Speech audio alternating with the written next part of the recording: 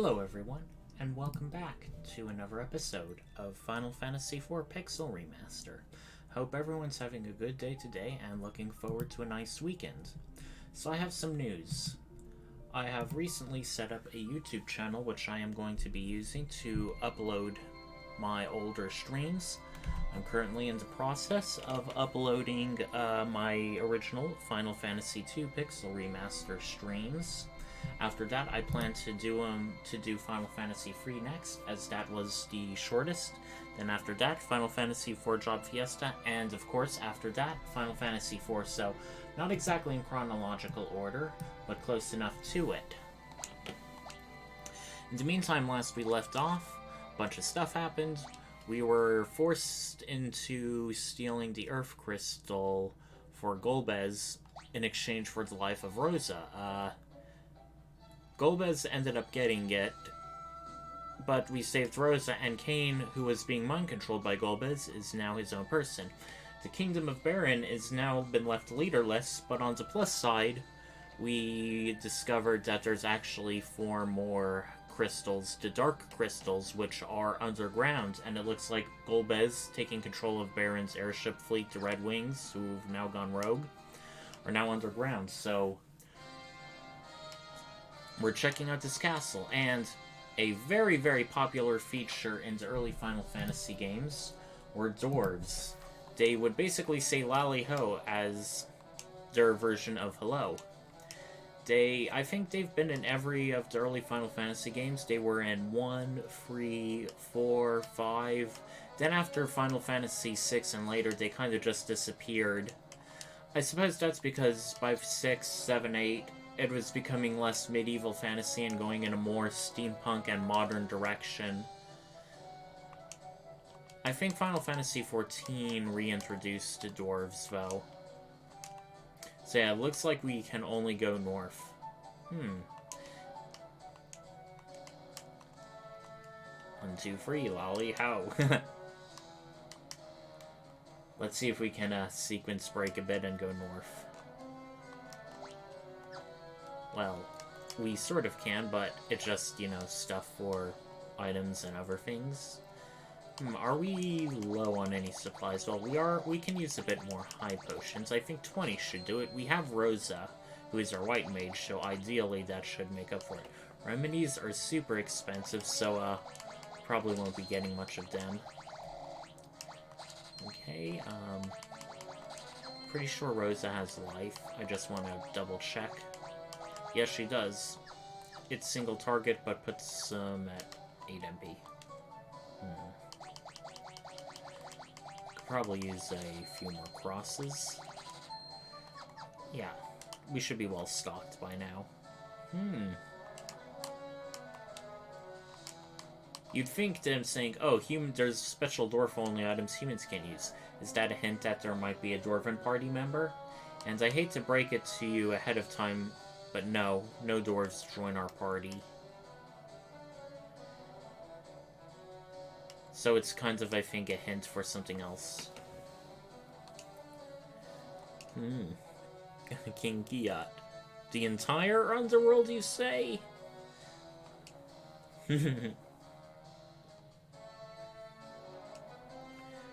My, Golbez is definitely working fast. So those were the owners of the tanks that we saw earlier last session.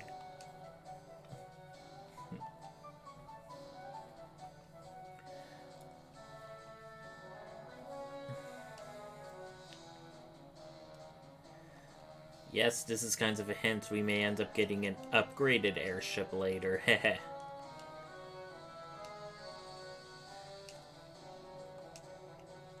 And we once again lose a party member.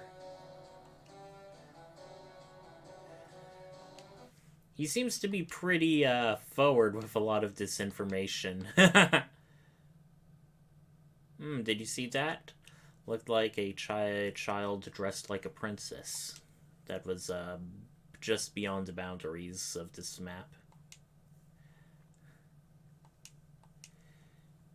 It may be a bad idea to just open it up right now, especially after Yangas. They should be like, oh, we'll just take your word for it that... Uh-oh. Odd.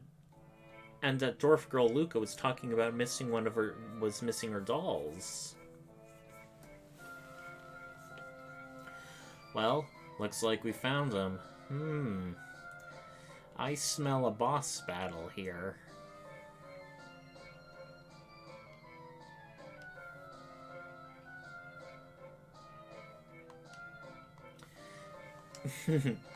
So, this boss battle has an optional element that you will want to do if you want to fill your bestiary entry. We don't exactly need to do it, but we are going to do it just to show you off. The initial attack is fighting these 6 dolls, all named like Kelko and Brina. Right?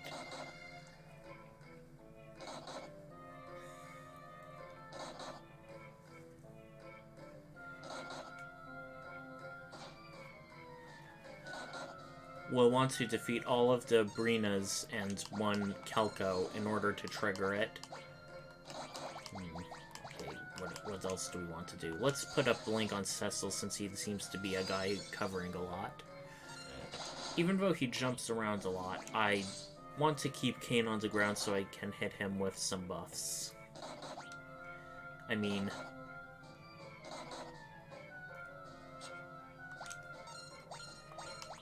Right.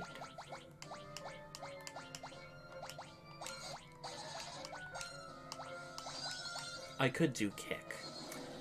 In the 3D remake, when you used focus, it wouldn't like store up and automatically attack. It would basically allow you another free turn, but your attack power is doubled, and you can keep doing it to stacks, so you could focus multiple times and then do kick, which had a lot of damage.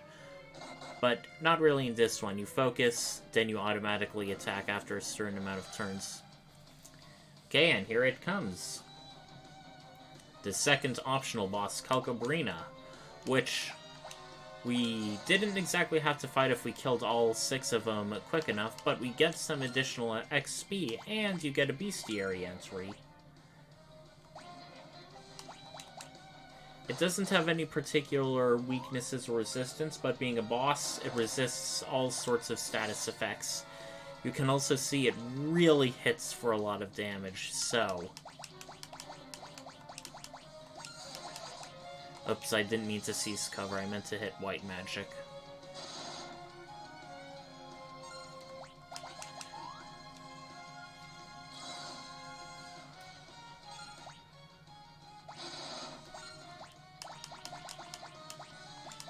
Should cure all status effects save KO, so hopefully it cures confusion. Yep, it did. I think it was Final Fantasy V or some other game where it didn't, and that was a bit aggravating. Since Yang is into red, Cecil will automatically cover him regardless.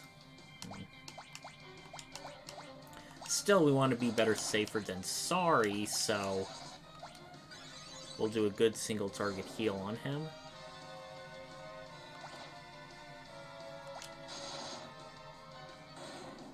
Yeah, Yang is really super damaging. He has a bit of a... well, I wouldn't say glass cannon. He has the most HP. And everyone levels up, and yes, we got the best Kiraga spell. Well, all in a day's work, folks.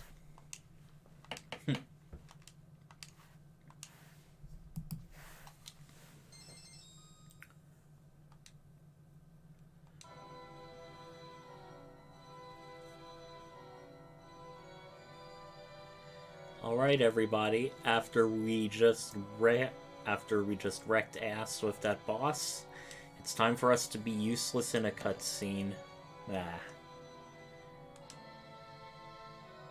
Alright. Well, we sort of kinda knew in earlier things that Golbez wanted to do something with the moon.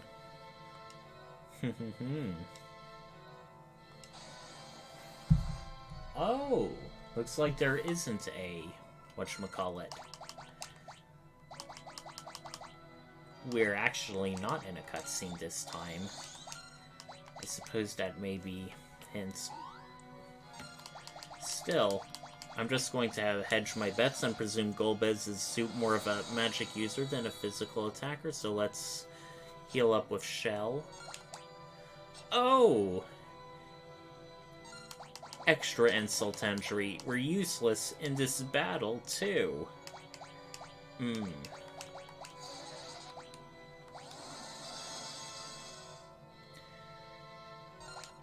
Yep, it's one of those, scripted encounters.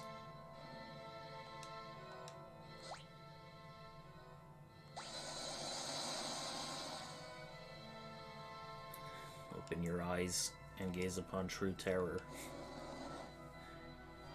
He's just toying with us now.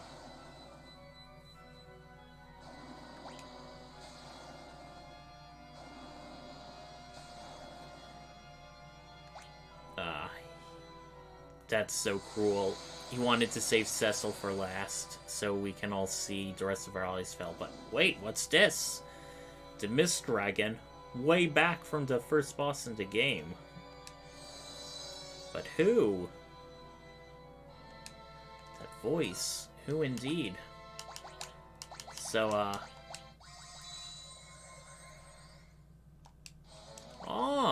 Rydia has shown up, but she looks a bit different. What's going on here?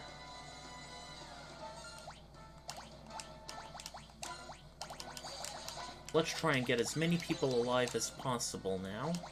Ooh, this looks good. She has an awful lot of good things. What should we do? Let's cast Bio. Ooh, that dealt an awful lot. I'm using his bio just as so much less. Alright, let's try and get the entire party member back to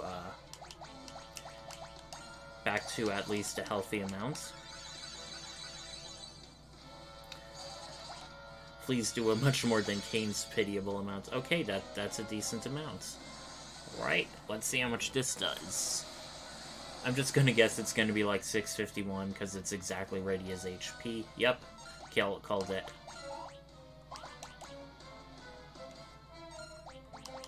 Who should I cover, Rosa or Rydia? Rydia, she has much fewer hit points. Okay, let's cast Shell since he's doing magic. Okay, we're feeling really competent now. I like that. Who else should I use? We have real great choices. Shiva, Rama, Ifrit, Titan. Let's do Titan. This cannot be. Oh yes, it can be, Golbez. Wow! Alright. A rare victory, a rare turnaround. And Rydia's back, she's not dead. Hooray! And Cecil has once again almost gained yet another level. Man, we really progressed fast in this game. What happened to you? So, learning more about the Land of Summons. But I've grown stronger. Time fuzz, That's why she looks taller, for one.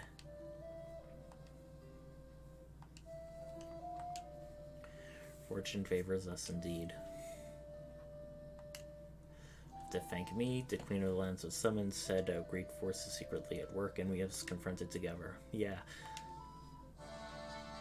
Sorry, Sid, but Rydia is one of the OG party members, so... And just as you do that, you turn your back on Golbez, and things go. Really? You're just gonna stand around while a slow-moving hand goes through the crystal? Man, Cecil. Just after we really shown him up, we're going back to being useless in a cutscene. Man. That Dwarf King must be having regrets telling us about. Alright, I have a request. We will do anything. Won't be easy. Presume it will be fortified. I wonder. We earlier saw a super tall tower on the overworld map coming out from a giant hole in the ground. Could this be what they're talking about? Well, yes it is. The tower that goes all the way down to the underworld. Given our track records of losing the 4 crystals on the above ground, I suppose this is the best we can do. Anyway, let's see what Rydia has. She has a whip. It can cause paralysis when it's used. Unlike a rod, though, it can't be used as an item, so we're going to keep it that way. Okay. Resistant to mage attacks and prevents silence. That is going to be very useful to keep on her. We have a Sage's Mitre and Sage's Surplus. Nothing much to say. Let's see what else there is about Rydia. Okay, everyone... Okay, the mages are in back, the physical fighters in front. That's how we want things. Aww.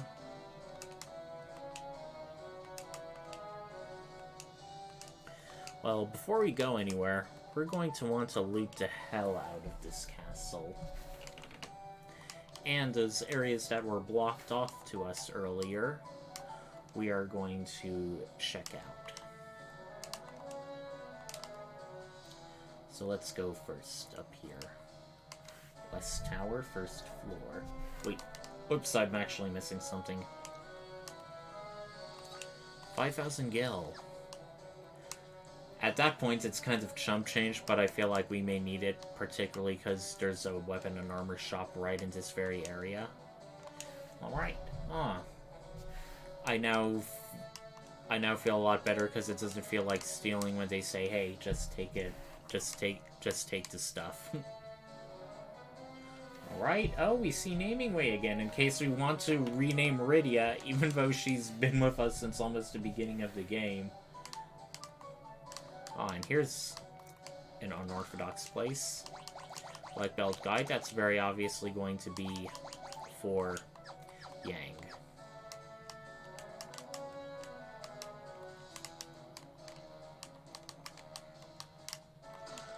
Okay, an elixir. Effer. And now we can go in and talk to Naming Way. And how do we get back? Well, it's got to be the long way around. But I'm cool with that. Wait, since Sid left the party, is there any good stuff we want? Don't know if having a flame sword underground would be all that great. Overall, it's an improvement in pretty much everything but defense, and since we're already very high defense with Cecil, we may as well. Yeah, let's do Mithril Gloves on him. We haven't exactly been undead heavy in this section of the underworld yet. Okay. Do you want to give her a Kempo guy? I mean, she doesn't really need the attack. On the other hand,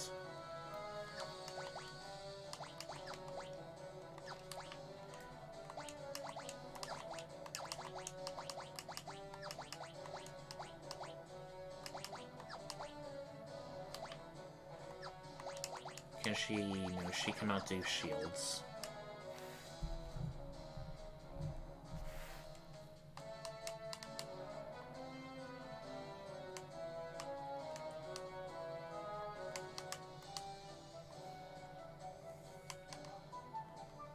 Right.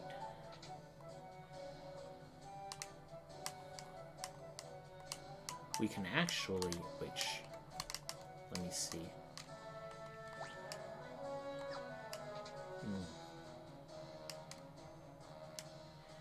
We can actually, I think, exit for a Severn Door. One moment. Yep, there it is. Right. We can go around up here, and there is an eastern tower we can go through. For more treasure, a Dwarven Axe. It's for Cecil or Kane. Of course, I forget, but I think spears do more damage with jump than non-stuff, so it does decrease accuracy a fair bit, so we're going to give it to Cecil.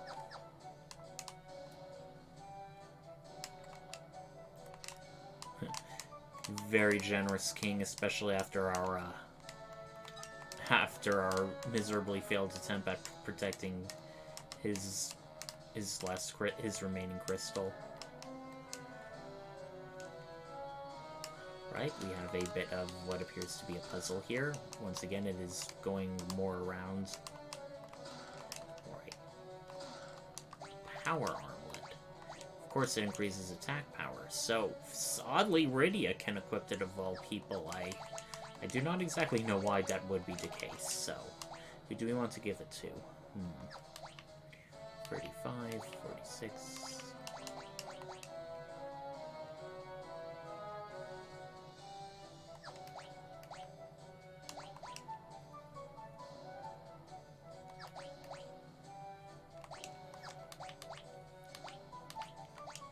I think I'll give it I'll give it to Kane. Right, that's almost 9 out of 12.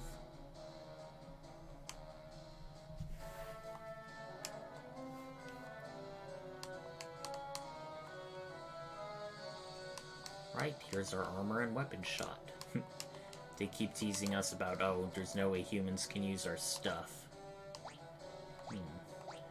Ooh, a blinding arrow sounds pretty good.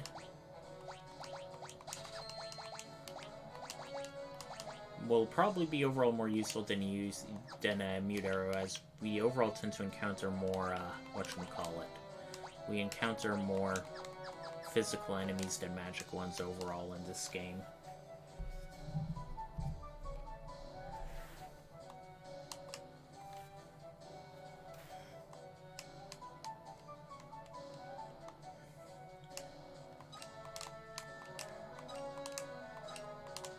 Right. Here's, they call Fat Chocobo Great One. But once again, we don't really need it.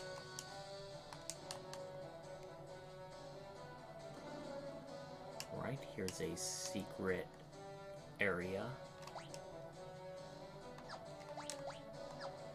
There are our last treasures here, but we'll just quickly get them, but there are some other places we want to go in before we leave.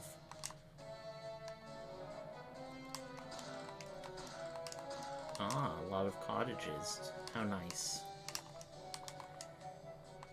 Kind of interesting how even though they've lived all their lives underground, it appears the dwarves still, need flames to see. Then again, much of the underworld looks like it has giant magma, so it seems to be pretty well illuminated. Right? An infirmary. This seems to be the only different colored dwarves we see in the castle. Maybe dwarven medics dress in red or something.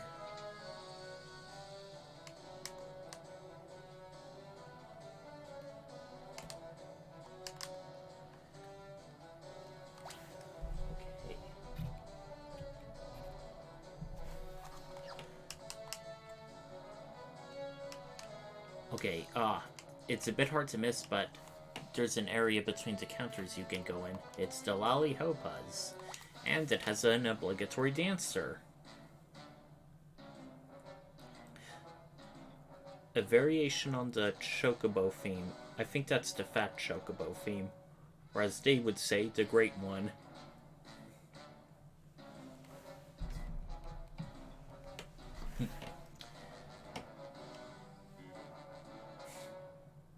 A lot slower of a dance. There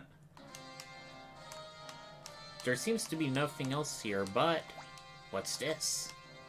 Secret area? Sadly, there seems to be a developer team office that's abandoned that we cannot go into. This is unique to the Pixel Remaster. Previous versions of of Final Fantasy IV had a secret area where, if you go in, the people would basically break the fourth wall and introduce themselves as the various people who helped develop the game of Final Fantasy IV, sharing with you interesting tips and its history. They, I think, had a unique item you could also get there in the 3D remake, but I forget as of which. Since it was in the original, I don't know why they took it off from the Pixel Remaster. Maybe it's because since a different team and different engine was working on it, the idea was, oh, we'd have to redo the credits and characters again, which... which even so, I'm like, hey, you can still credit people. It's just changing around a few lines of text. Is Square Enix just being lazy on that front? I think they are. Yeah, that's another reason why to do the 3D remake. As for why I'm not streaming the 3D remake, it's just been hard to do an ideal setup with open broadcast software. The last time I tried, the audio didn't work, and it's like, I don't want to flush 2 hours down the drain again. Unless I can guarantee it is working. So, we learn about Rubicante, who is obviously going to be the last evil elemental guy, and attuned to fire. Well, looks like that inn up there was going to be useless, because we can just use that free water of life. We now have a secret backroom area out of the Dwarven Castle. So without further ado, do we want to head... Yeah, we want to head west. Until you get the improved airship, the underworld isn't really that explorable.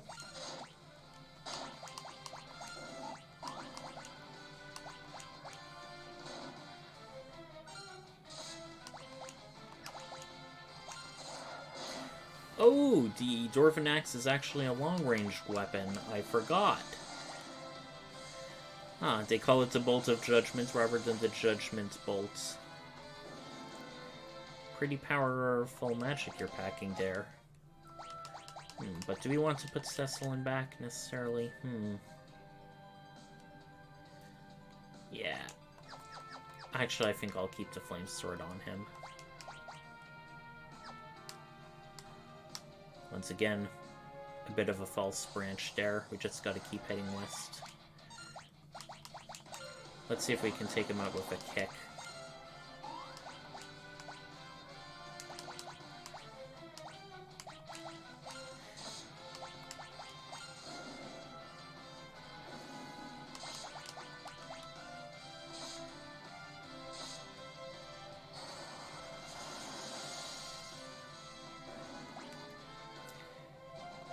Alright, this spell, that will be pretty useful against various enemies and bosses.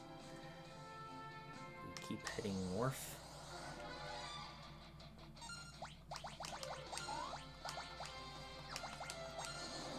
Magma tortoises, I'm going to just hazard a guess. They're going to be resistant to fire, so... we have Hellclaw and Iceclaw, so they should be weak to that. Very weak indeed. Okay, once again, we're going to avoid the false start. And it looks like we can just pass through here. You know what? We can just take him out with normal attacks. Wow, even with Kane not jumping. Ah, we see a bunch of tanks. Oh boy. And they're already fighting. Ooh, they're really doing it up. We can't even take one step without them blasting off again. Please do not blast us, tanks. Thank you very much. And no, we cannot talk or interact with them. I have to wonder how large these tanks are exactly on the world's map, because, you know, size being relative and all.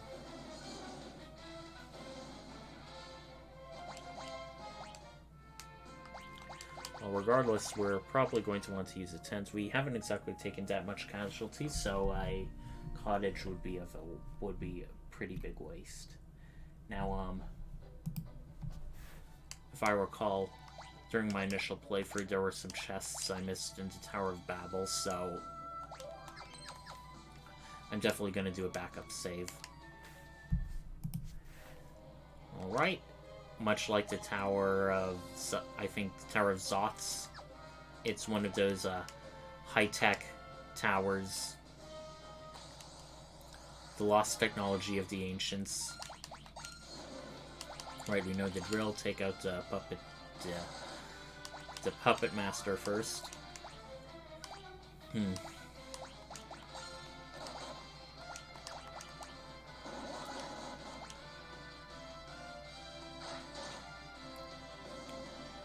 Right. Rosa can do a decent amount of damage. aim, of course, is a bit slower than just physical attacking, but I feel like if you are going to physical attack with her, you may as well make it count. Okay, the Tower of Babel has 16 chests. Oh, fiery hounds, we fought them earlier, and since they're going to be quite fiery, we may as well use a powerful ice attack, and hopefully with Yang's kick and the ice claw, that should be enough. I'm kind of reluctant to attack with Cecil. Also, we just took him out with one blow before they even got a chance to attack us proper. Right.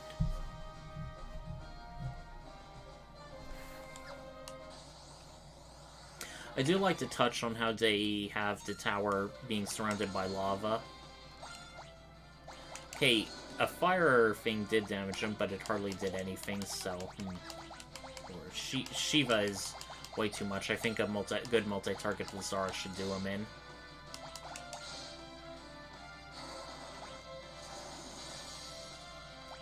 Yeah. Yeah, that's a good amount. We want to be a bit conservative with the magic of the spellcasters. Alright, a green beret.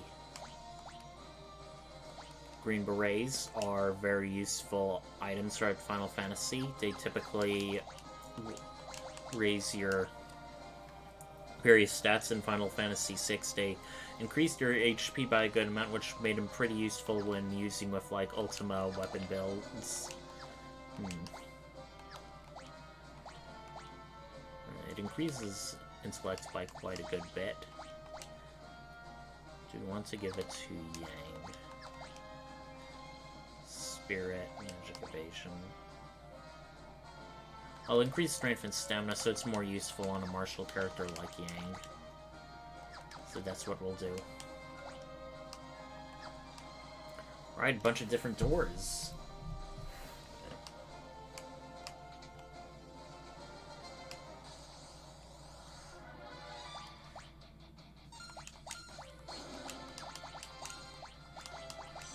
Okay, these, like, are basilisks, but they, counter-attack with, But they counter-attack with Stone Gaze.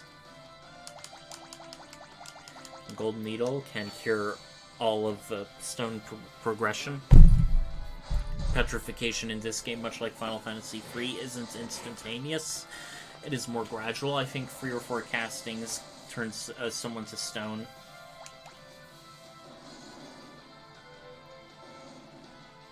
So on the plus side, it means it's much more reliable to cast.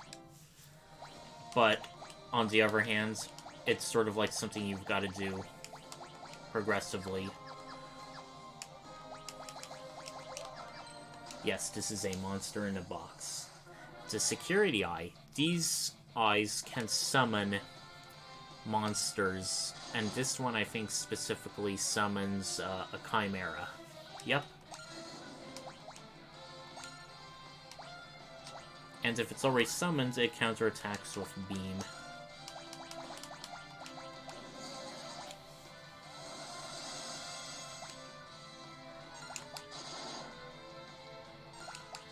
Okay, we don't seem to be doing much damage. Maybe it's resistant to fire.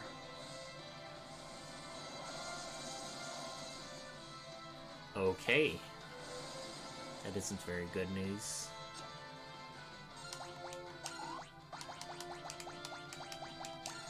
Let's scan it, see what it's weak to.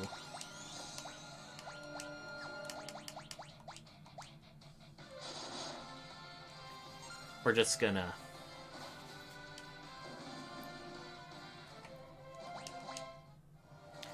For that, we get Ice Brand, which is a sword for Cecil Arcane, imbued with power of ice. So we're definitely going to be wanting to give that to...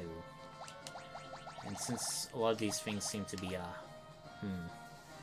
that's why the doors are always going, it can't be used by humans. It gives -5 to quite a bit of stats, so...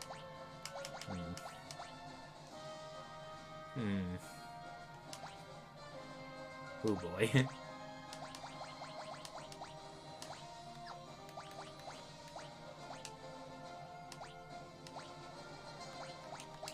You know what?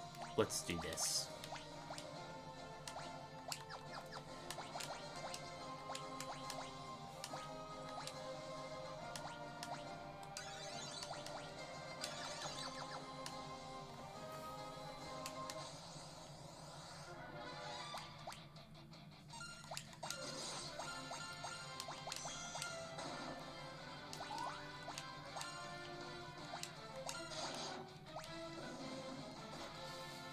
Okay, wow, that was quite an amount.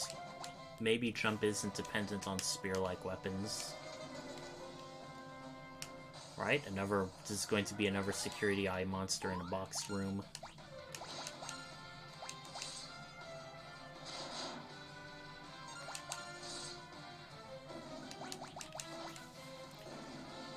Right, we're making quick work of these enemies.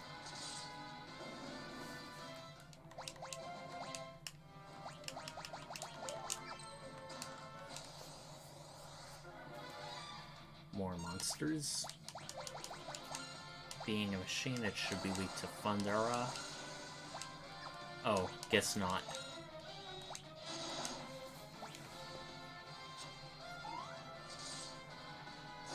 I forgot if golden needles affect stone-like enemies or not.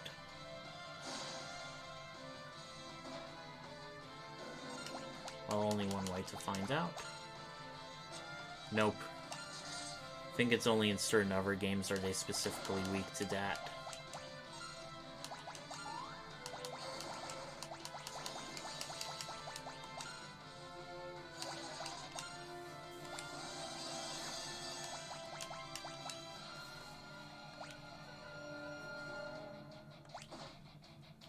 Alright, Kane. He's our most damaging party member so far. Ice Lance. Ooh, I like the sound of that. So, Ice Brand and Ice Lance. Alright, we got a little under half so far. Only one more way to go. Okay. Not fleeing because I'm like low on supplies or was worried, it's just we've seen that enemy before and we still have quite a bit of ways to go. Cat Claw, that's obviously going to be...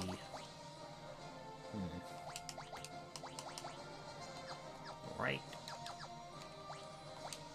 I just wanted to see what it says. Clawed may put the enemy to sleep. So, I do like how diverse it makes Yang, in that each of his claw-like weapons do something in addition to just regular unarmed attacks. Right? They can do elemental damage or status effects. Even so, I haven't really had much cause to equip the weaker, like, claws. Usually, like a lot of things, an upgraded weapon is an upgraded weapon. Right. Let's go south. Much like Final Fantasy V, it seems you run away if you're capable of, as soon as someone has their ATB gauge filled. Wait, do we want to go this way yet? Well, before doing anything, we have a killer bow. Increased capability of critical hits, that is very nice.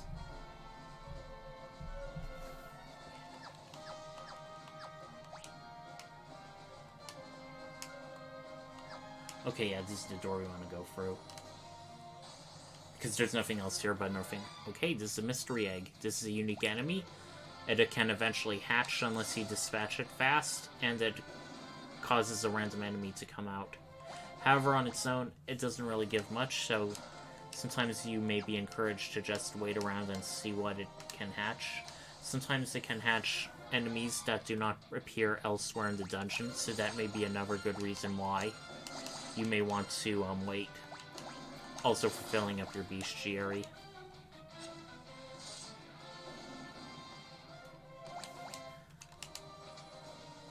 Individually, not all of them are super powerful, but just physically attacking enemies can still be a pretty quick way to go around. Doesn't exactly have a lot of strategy. Okay, wait. Sorry. Okay, we're gonna want to take the long way around.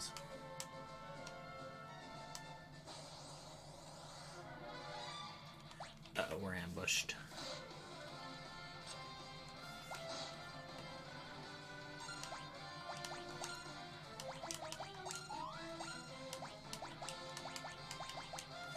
She still has quite a good amount of MP left. Oh, I think it may be a waste.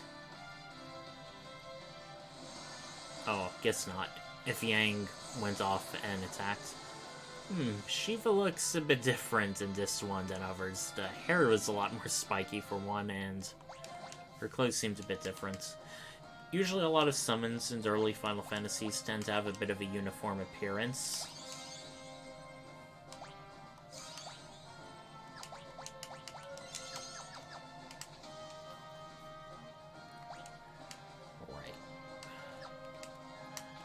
For the nearby area. Okay, here's a save point.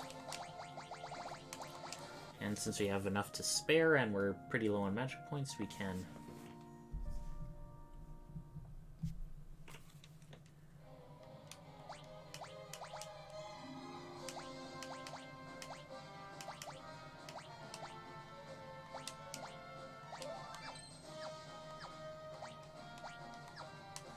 We're at 11 out of 16. White mouse. I forget exactly what they're weak against, so let's see.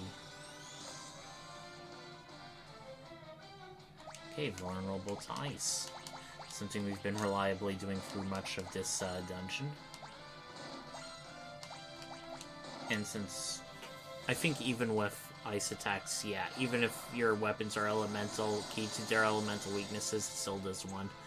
The flan enemies are always ones you always have to defeat with, you know.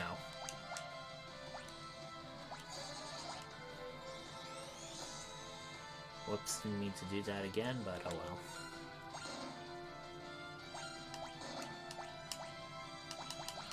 I think a blizzard may take him out, but just in case it doesn't do a lot of damage, let's do it again.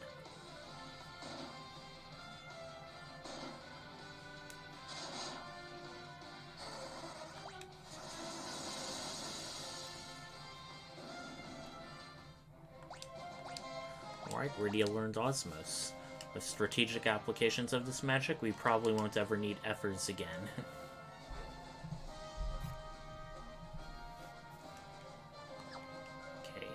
We actually want to go through this way. Because I think there's another monster in the box check.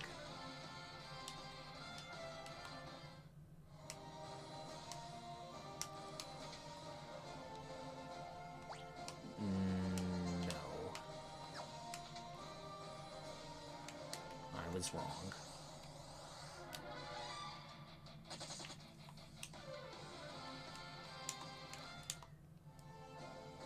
Second. Okay, yeah, this is it. Man, the random encounters are really frequent around this section. Guess they really want us to level up.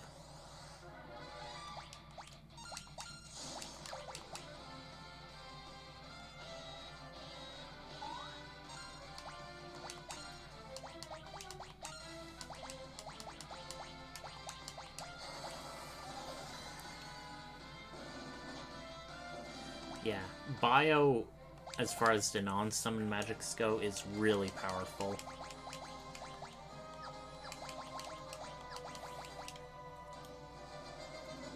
(42, 45, 41, 46). Resistant to ice and weak to fire. Weak to fire, I mean resistant to fire and weak to ice.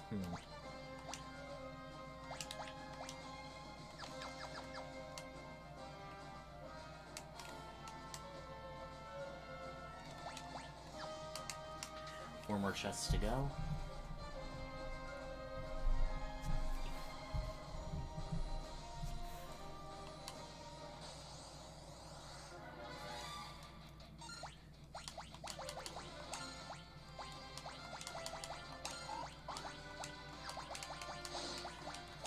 Let's just, since we don't want to wait, since it would be 2 castings of Blizzard either way, may as well use Shiva. Let's put Protect on everyone to soften the pain a bit.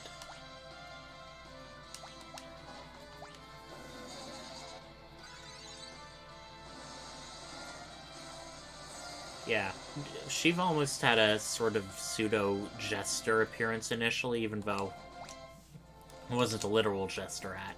Just the way her hair looked.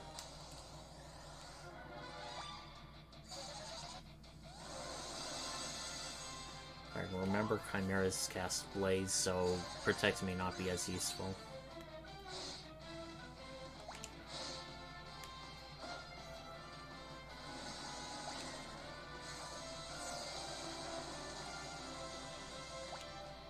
Whoops.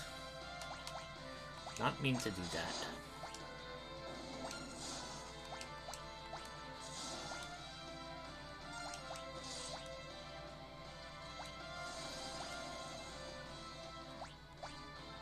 Oof.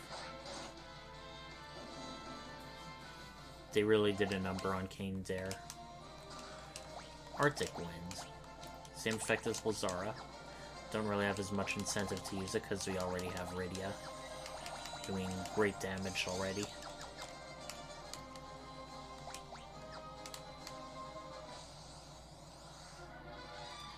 Right, Fiery Knight. Gee, I can't imagine what. I can't imagine what it'll be week 2. Wow! That was a pretty big pushover. Okay, Rosa learned Haste. Yes, one of the much better buff spells in this game.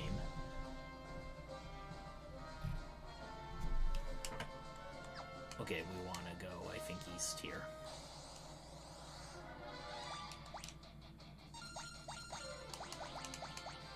Shiva.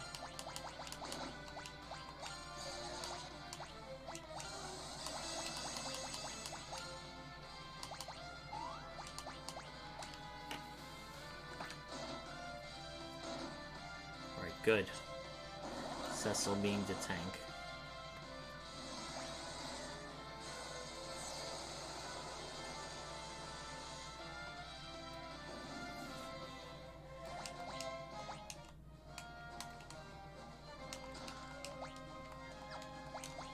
Okay, we just need 2 more chests.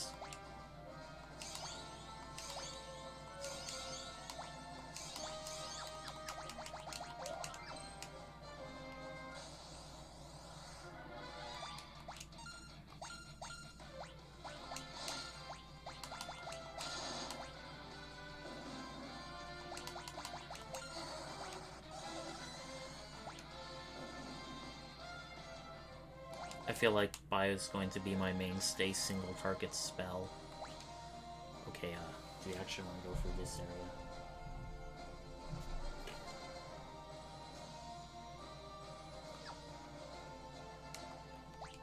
area? Maybe.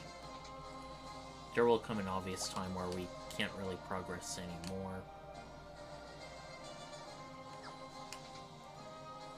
Whoops, okay, this is the wrong area.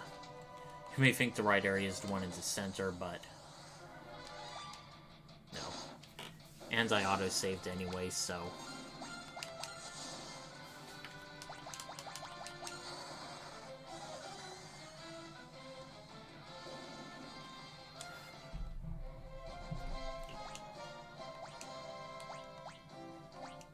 Ooh, got a Fire Lance.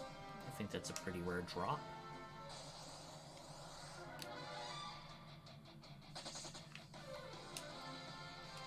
I don't think I'm running way too much, that'll make me underleveled. Okay, door's locked. Never mind. Oh well. Didn't mean to waste that trip.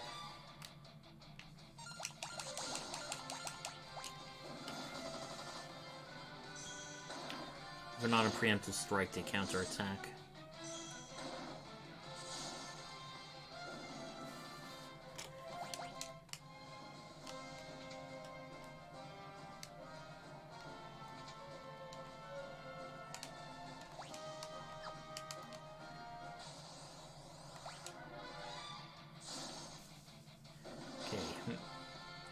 These aren't exactly the sturdiest golems, given how much damage we're doing. Then again, we are hitting their elemental weaknesses. I definitely remember, I think it was in...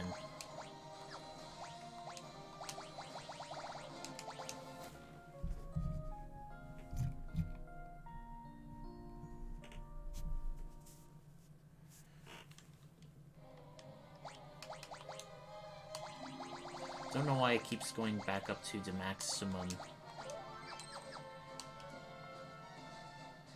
I mean, not the maximum, the number 1 of the save, rather than continuing where I left off. It's a bit inconsistent in that regard. Since this is going to counterattack, I'm just gonna wait.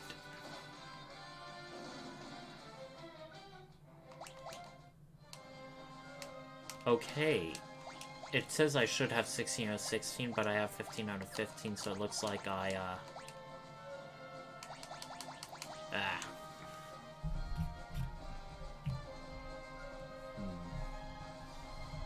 Give me one moment, I need to look for the, chest I missed.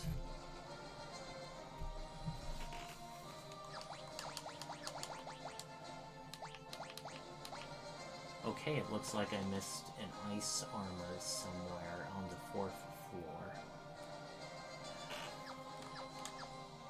So, sorry once again everyone, I am going to run away from battles to make it speedier process.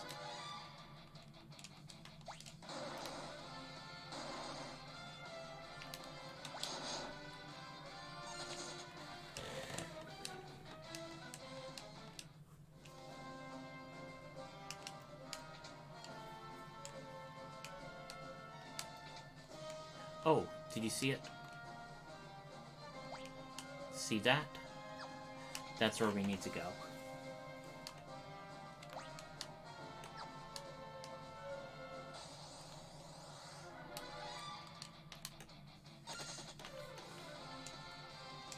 Actually, no, it's... Never mind, I keep fooling myself, just... Sorry if I'm a bit tongue-tied. It's just sometimes this guide that I don't always want to use it because I know the game well, and sometimes if I use a guide too much it feels like cheating, but on the other hand, I feel like if I want to do this, I want to at least get, I at least want to get the perfectionist completion for achievements and stuff.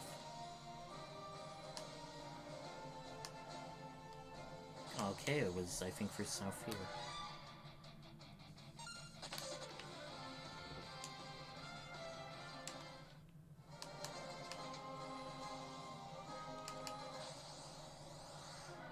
Right, just for fun, let's see what happens if this egg hatches.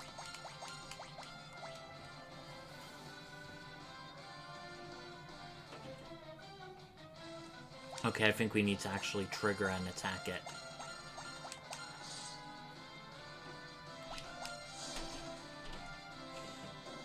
Oh well. Oh, 15 out of 16. So what was that other chest there? Was it a false alarm? Tower of Babel is a bit of a confusing dungeon. It can be... You actually come back to it later. So, but that, when you do come back to it later, it counts as its own dungeon, so it's also like...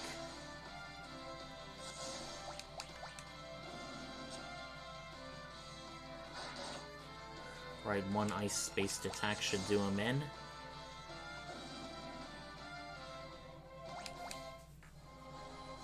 Right, we got some ice armor. We should get that. Let's give it to Kane.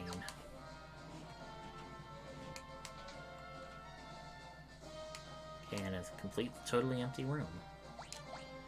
16 out of 16 chests, that's what the guide says. Feeling a lot more confident now.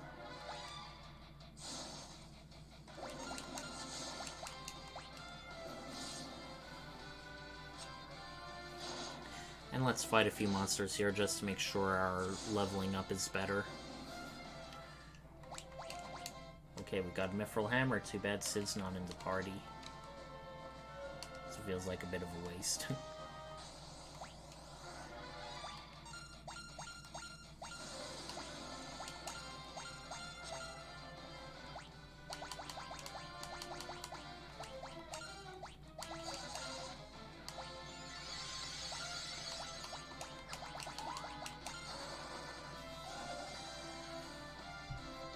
Yep, that one had killed the Chimera. So much for all that other battle prep. But yeah, imagine if you didn't have like a tracker and you were playing an earlier version of this game. This chest can be a bit perplexing.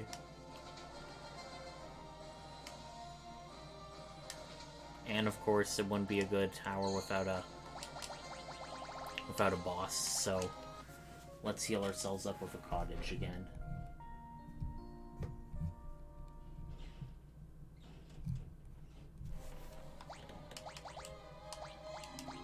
Okay, it seems like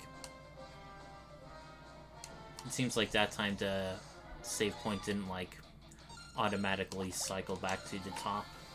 Maybe it's after a certain time period has passed. It does that. Right?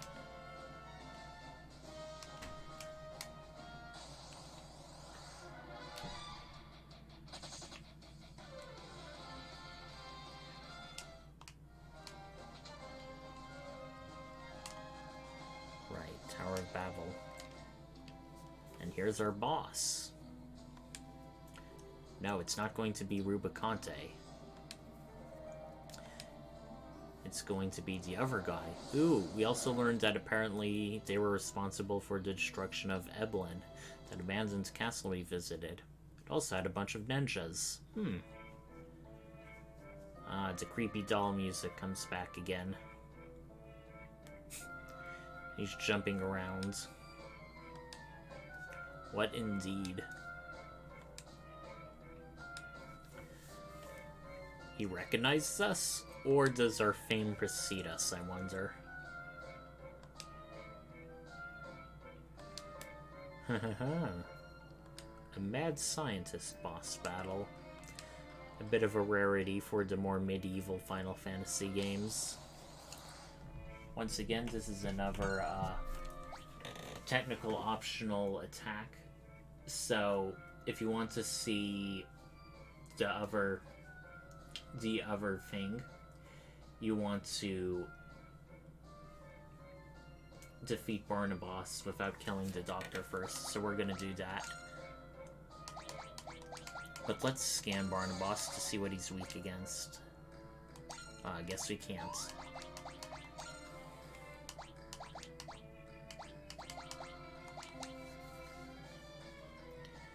Yep.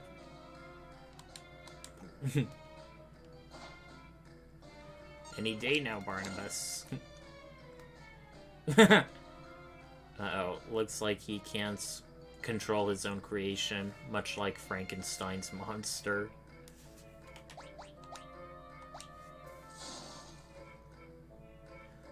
We seem to be doing a decent amount of damage to it. Or to them both.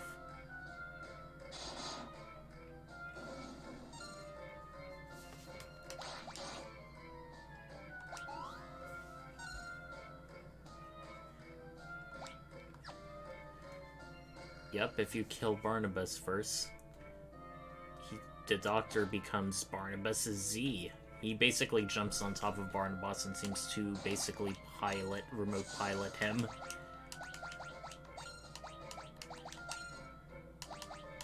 Alright, since he's primarily a physical guy, we should have done Protect Mutt a lot earlier. Fortunately, most of our party is functioning pretty well. Rosa could use a bit of a healing boost. Wonder if Bio can work on him.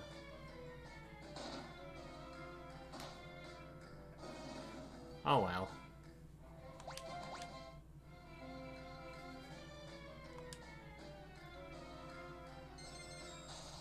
Ah, a second phase boss battle.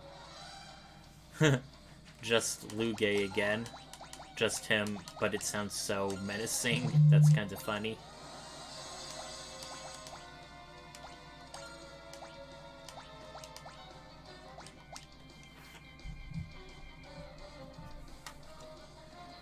No more games, you say? What tricks do you have up your sleeves? Uh-oh.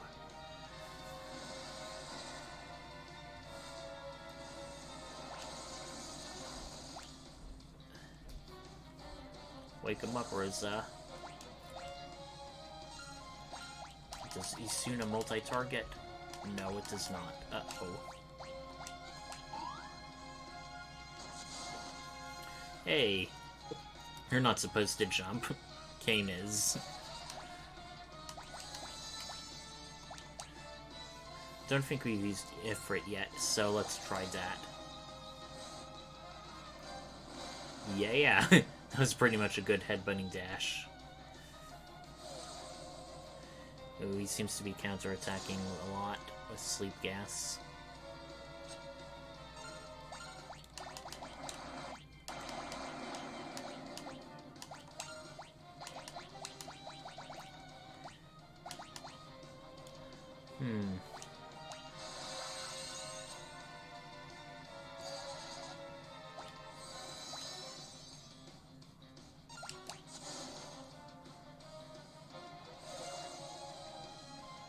Grr.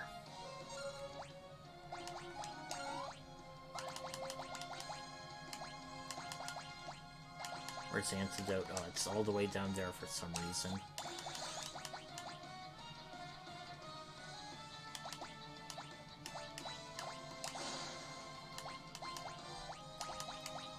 Don't want to waste Asuna, that's pretty costly in magic points.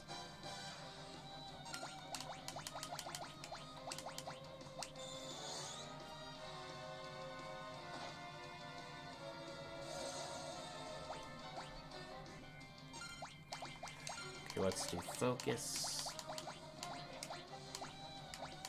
Let's do haste on Yang. Let's see if that speeds up his focus any or not.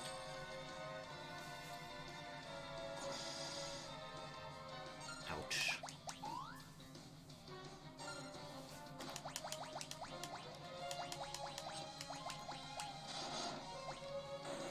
Alrighty. It's killing blow.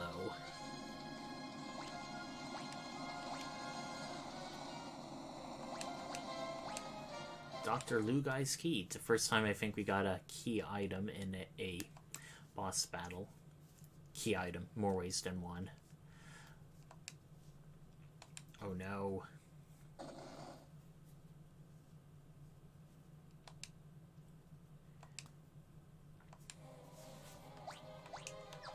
Alright, Kane is still poisoned. Warp system we can't use, so much for that. Well, there's only one way to go, and that's back.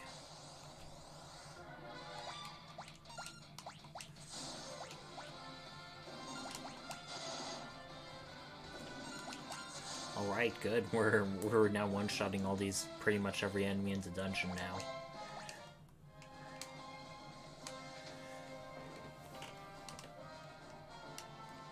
This game, I have to wonder, it was short even in the original, so I sort of feel like I wonder if you really had to grind that much in the original SNES. Because it sure definitely doesn't feel like we need to grind at all in this game, for certain. The 3D remake, it's been a while, I can't really say. For my first 2 hours I recently did it, we were coasting along pretty smoothly.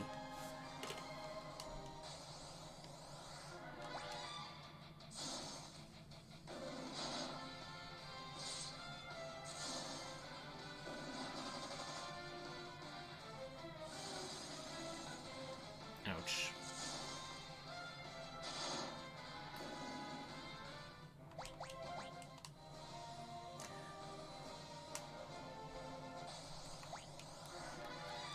Okay, preemptive strike, that should mean...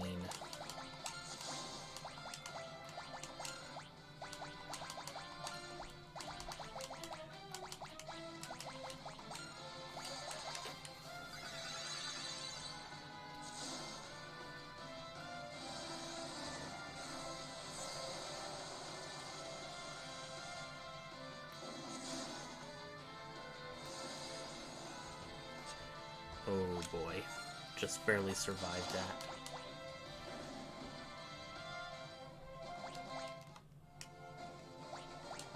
Alright, key items, Dr. Lugai's key, self-explanatory.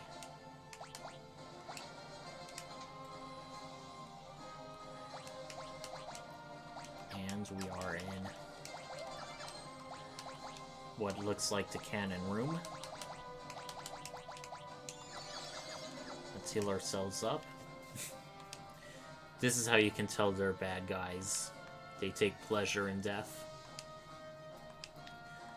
Ah, dude, that was the same sprite used for an overworld enemy battle sprite in Final Fantasy 1. So it's kind of interesting seeing it being reused here. And there's super easy goblin captains you can take care of.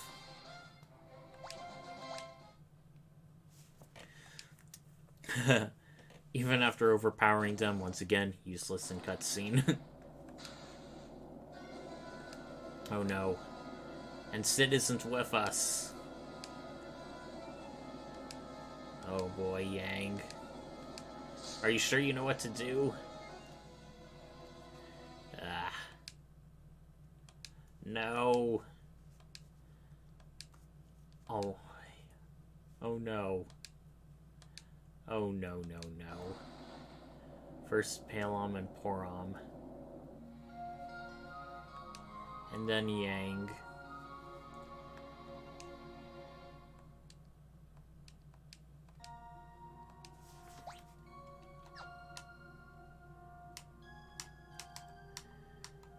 And there's... Oh, there is still random encounters to interrupt this sad music.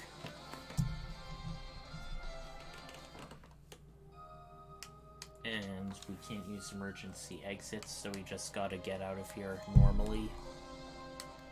And there is a reason for that, but I won't spoil it.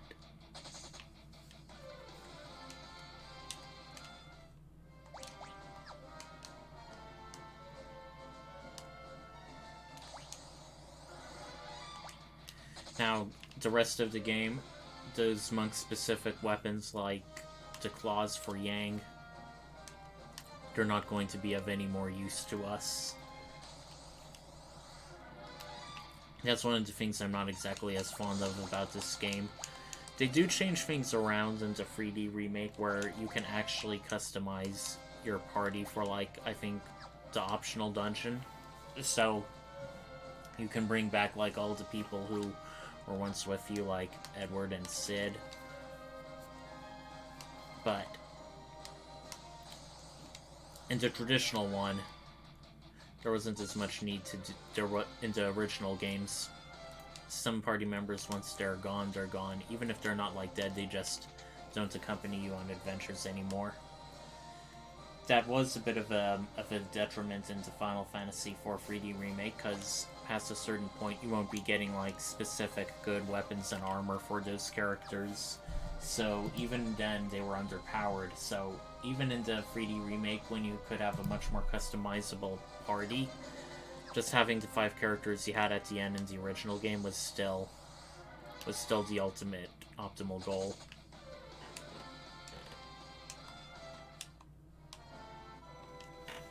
Uh-oh, Golbez again. I just love how they always play that specific music whenever he's here or doing something. So as soon as you start hearing the music play, you definitely know it's Golbez time.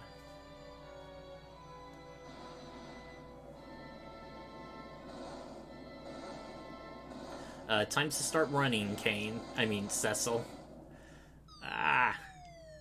Oh no, are we falling into the hot lava? No, looks like we got scooped up by the airship just in time. Yeah, because we quite literally fell into what looked like hot lava.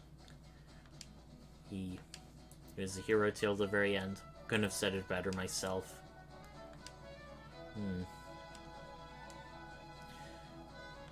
Rydia's sad even though she hardly... Yeah, oh no, wait, she knew Yang before.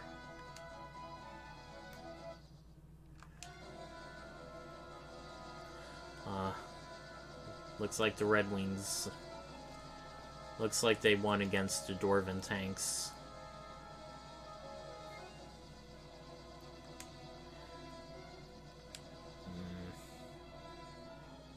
Okay, they're upgraded, but we got Sid on our side. And we know, like, Sid in every Final Fantasy game is, like, the best technologist ever.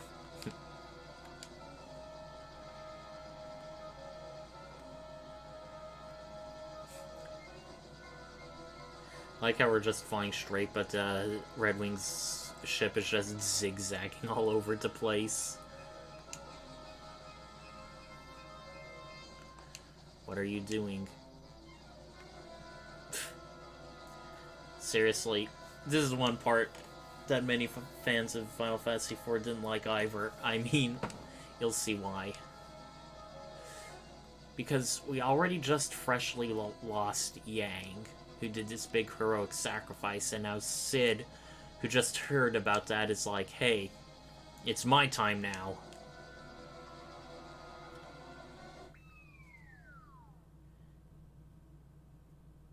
It's almost like, okay, seal an entrance with a bomb. Instead of just throwing off the bomb, you had to jump with it. I mean, yeah, this is a part of the game I just don't like. It feels way too artificially enforced. It's like, oh, we know you're gonna get a new party member or two, so we gotta get rid of the old ones, clear the wheat from the chaff, and it's like, no. You just, come on.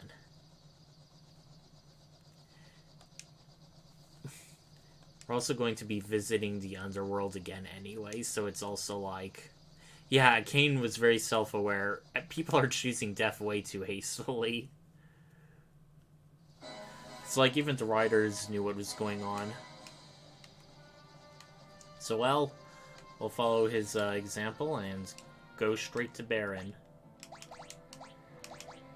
Okay, before we do that, I want to check one thing. Right.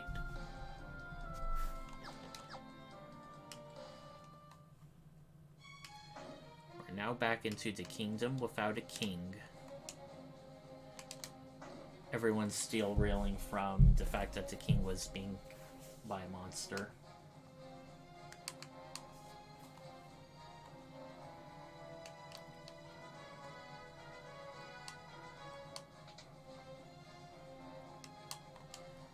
Hello, Cecil. Ah! Now, speaking to the engineers, it looks like Cid had one last thing to do.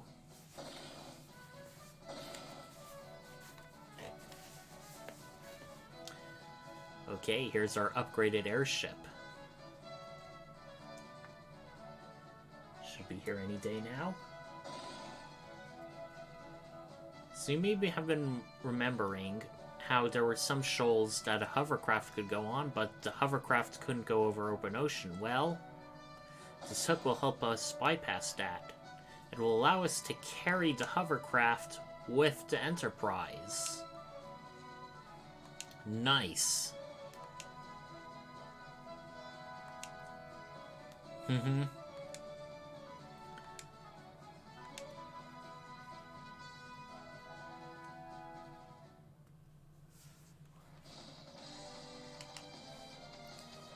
Right, time to head further north.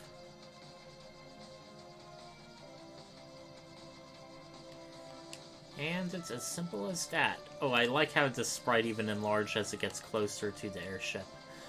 So, before we go anywhere, we are going to, let's talk to Yang's wife.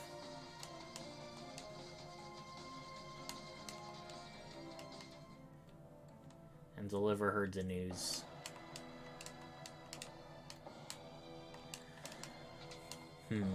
Very formal.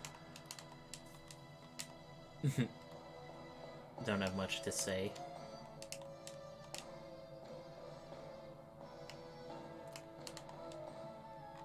The king is still injured. I think he's gonna be that way for the rest of the game.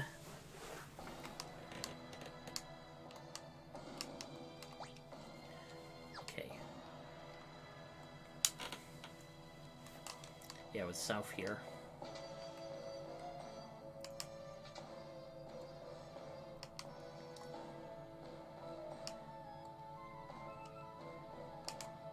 Oh, let's see if he has anything new to say now that we're a paladin. Guess not. Because if you remember way back, it was like, hey, here's a dark sword, which you can at least use, even though it won't be enough to kill Golbez, so it was a bit of a weird statement.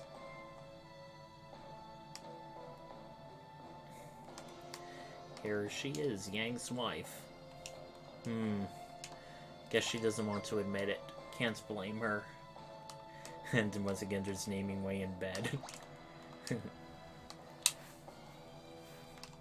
That would imply he got injured, since a lot of the monks sitting were injured from Golbez's like attack on the kingdom way back earlier.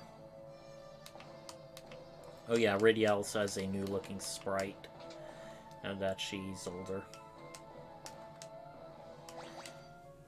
This could be cheap.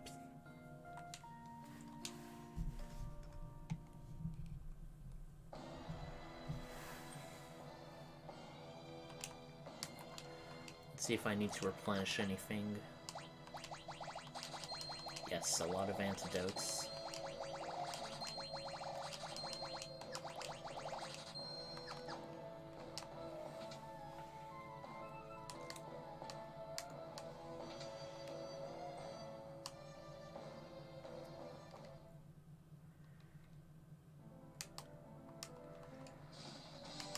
Alright, let's pick up the hovercraft.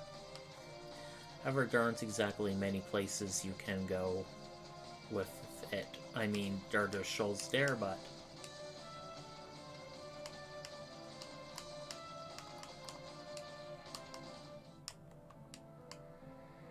yeah, see that little cave off to the side? Let's try going inside there. What awaits us? Adamant Grotto. Now, an animal tail. This was one of the much harder things in the game to get. In the final dungeon, there was a super rare enemy, the Flan Princess, that could only be encountered in a certain room. And even when you fought that enemy, who appears in groups of 6, they had a 1, I think, in 1 out of 70 or 1 out of 80 chance of dropping a pink tail. And once you got that tail, you would come back here and trade it for, I think, a piece of armor, which is the best in the game. It is really good. It's sort of like, for anybody, it's like makes your character like almost immune to most attacks. And here's the thing. You can get multiple pink tails, so you could eventually outfit the entire party. But that process would be so long and laborious, most people just settle for getting 1. And in the Pixel Remaster, you got an achievement if you got the pink tail and armor and traded for the armor, which I did. I can't exactly say it's worth it, because, besides bragging rights, because by that point in the game, you're pretty much near the end, and there's not really much that can challenge you except for, like, the final boss and stuff. Without further ado, let's keep heading west. They did Golbez mentioned something about the moon. I kind of forget, but I'm kind of curious to see if the people at the observatory say anything new, or show anything new. So, without further ado, let's go there.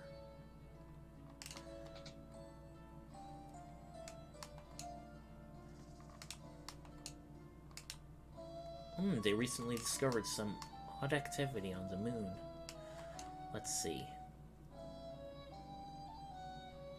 Nothing yet? Oh well. Nothing new. Was worth a shot. Anyway, I do plan on keeping to play, but I need to quickly go off for the bathroom. See you all in a few minutes.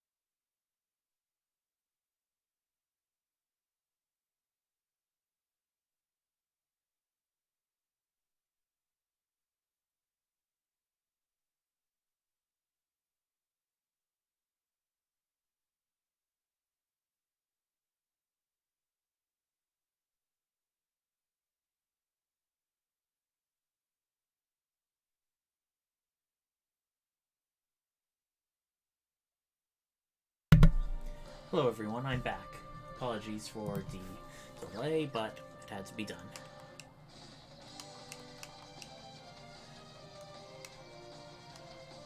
Now, without further ado, let's head west to Eblin and check out this very, very shoaly place.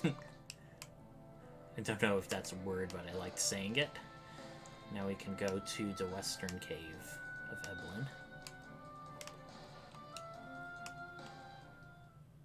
Let's go inside and see what awaits us. Wow, a very treasure-heavy place. Cave of Eblin.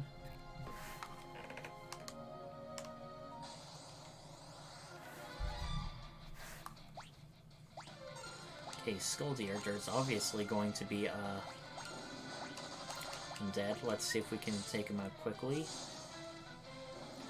Doing a pretty good job so far.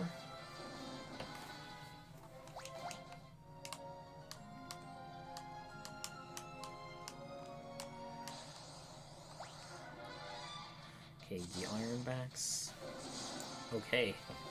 Wow. These are some pretty weak enemies, or maybe we're over-leveled. I don't think we're over-leveled. Okay, only one way to go.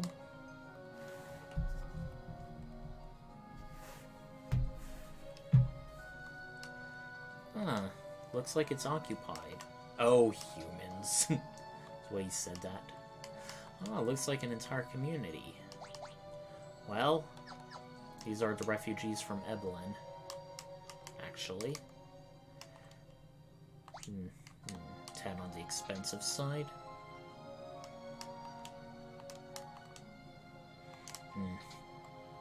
Having to take refuge in the caverns rather than building a new one. Do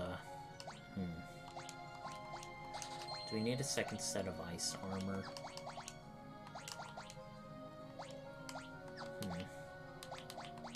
Maybe not yet. Let's see, the black robe is pretty good. Ooh, I kinda like that Fort Cecil. Okay, let's see what stuff they can sell. Power staff. Not exactly all that. A kunai. Let's get one of them just in case, and let's get that also just in case.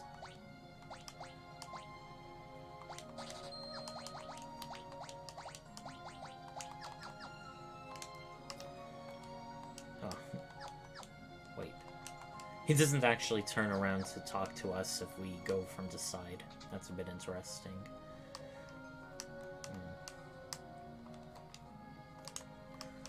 Alright. Let's talk to them. Simple potion. What monster?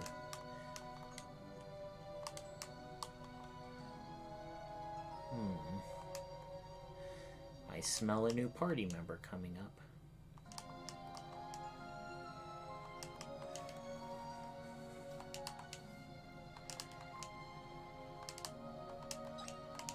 Once again, there's naming way.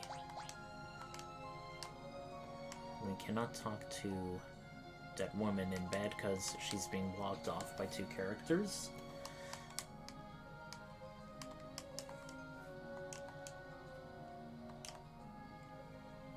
Looks like we're going to go into the Tower of Babel once again. Alright, I think we've fought bloody bats before. They should be pretty simple.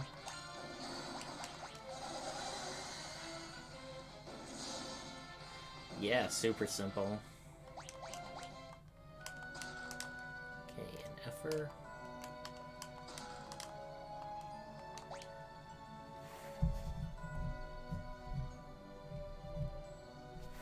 Before we want to go further north, we want to go east here to get some more chests.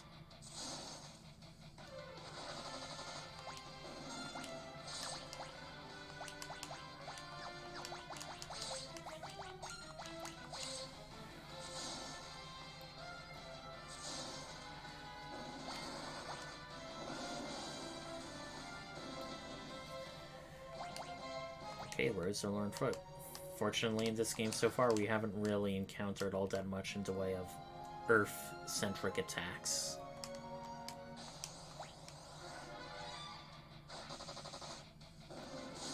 In fact, we haven't exactly had to use a broad variety of our black and white magic, given how fast we're taking out all these enemies. Hey, a bomb core?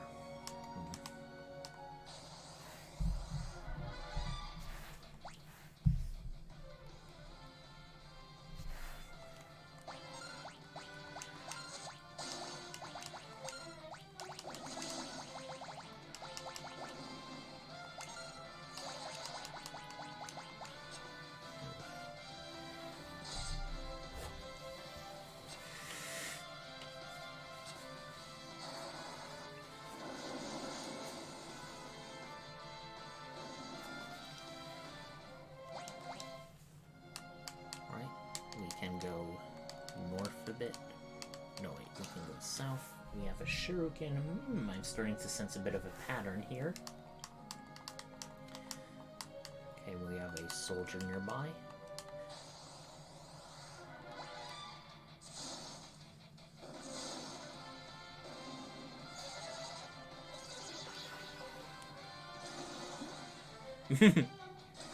Even after it attacks itself, it does the net damage.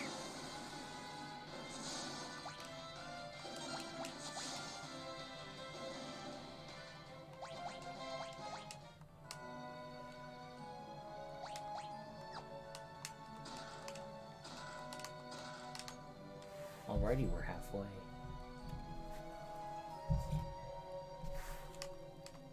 We can get in through here. 2 elixirs, baby.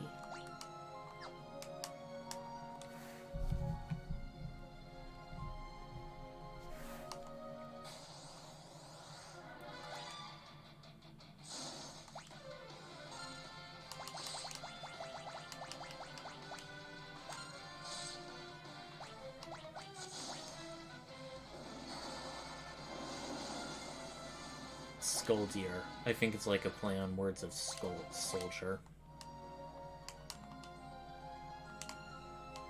We're already learning so much about this prince, and we haven't even met him.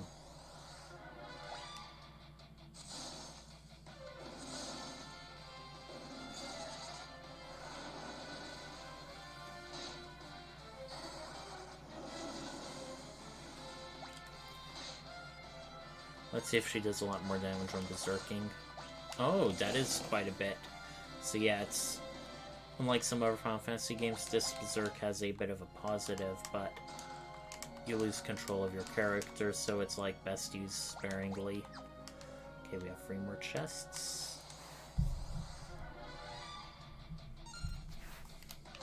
Oh, it's still going.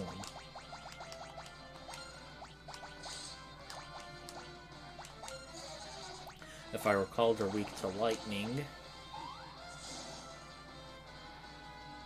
Or possibly ice, given the amount of damage we just did.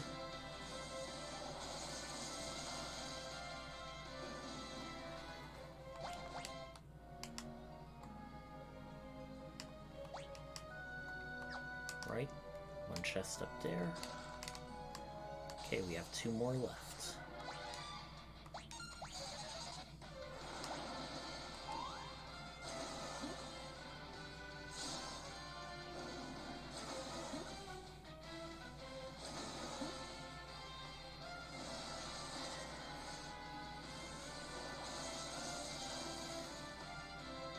Ooh, I didn't know they were healed by thunder. Sorry if I'm a bit light on talking. Sometimes I often have a lot to say, but I guess for now, had a bit of a tiring day.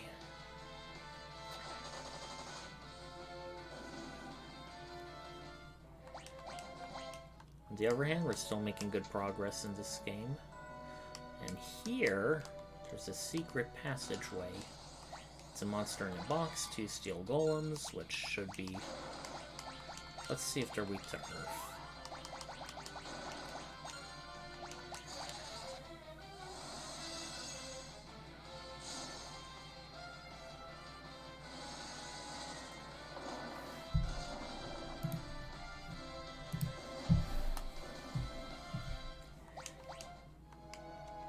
get a blood sword. Effective against giant flat enemies, much like Kane's Bloodlands. It decreases a bunch of stuff, and it's not exactly the most accurate thing, but yeah. Well, Kane is very rarely hurting for HP, so let's not do it yet.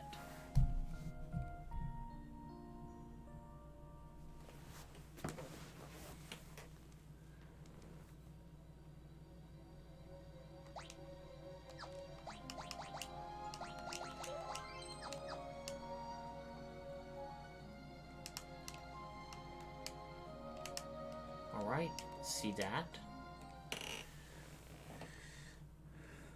At last we meet. Edge. A very edgy name. Oh, I'm sorry, I'll stop myself. Once again, another scripted battle.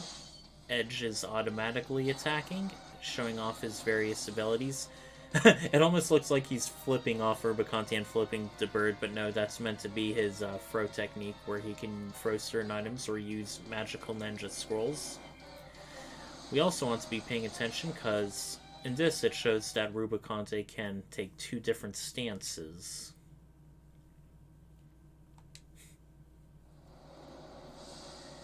And he teleports away in an explosion now. Now that's escaping with style. Fortunately, we have a white mage in our party.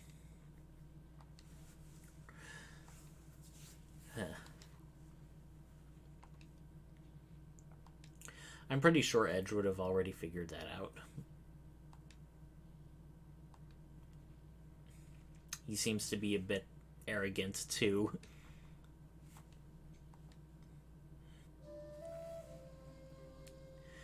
Yeah, when you put it like that. Also, Palom and Porom. That's like 5 people down.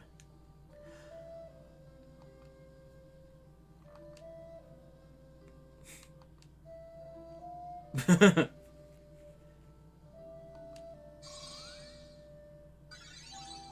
like how they use Cura rather than Cure, in case you're like much lower level for some reason. Oh god. He's the party, I don't know if it says the party perv or party womanizer. He's sort of like, for anyone who's played Final Fantasy, he's sort of like Zidane before he was Zidane. Okay, now we have Edge. He is very obviously going to be a ninja type.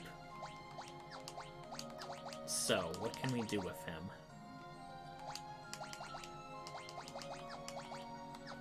He can't really equip the super heavy stuff. He can equip the boomerang and some of the special katana, but let's see his status. He has quite a bit of unique abilities. Yeah, just compare it with Kane, who like only has jump. Rydia has a decent amount, black magic and summon. He has ninjutsu, throw, and steal, of which we'll all be seeing. Steal is self-evident. Unfortunately, being one of the earlier Final Fantasy games, there's not much worth stealing from enemies, and I think almost no bosses have stealable items. Throw. You throw weapons in your inventory at enemies. Some can only be used while throwing, like shuriken. Ninjutsu is certain ninjutsu arts, which are basically Edge's magic equivalents. If you look at him, his strength is a bit low. It's actually lower than Rydia's. His level overall is low, being obtained at 25. His agility is super high. His stamina is a bit more fragile than the 2 knights we have. His intellect and spirit hardly count for anything. Heck, even Cecil's better than him. But if you noticed, due to his agility, he can attack quite a number of times in spite of his low level. So yeah, we're actually going to get one more party member, but... Wait. Okay, we have all the chests. We're going to get one more party member, but this 5-party setup, Paladin, White Mage, Ninja, Summoner, Dragoon, is actually our endgame allotment the party we will basically be having at the end of the game. So yeah, these 5 characters have been almost with us since the beginning. Cecil, Rosa, Rydia, and Kane, they were pretty much all around during the initial Castle Baron near the beginning of the game. Edge is pretty much only really comes near the, I wouldn't say end, but starting to get close to the end of the game. So, ninjutsu, he initially starts out only with flame, but he learns more as he levels up, and thankfully, he should be leveling up quite fast, given he is much lower level than the rest of the party.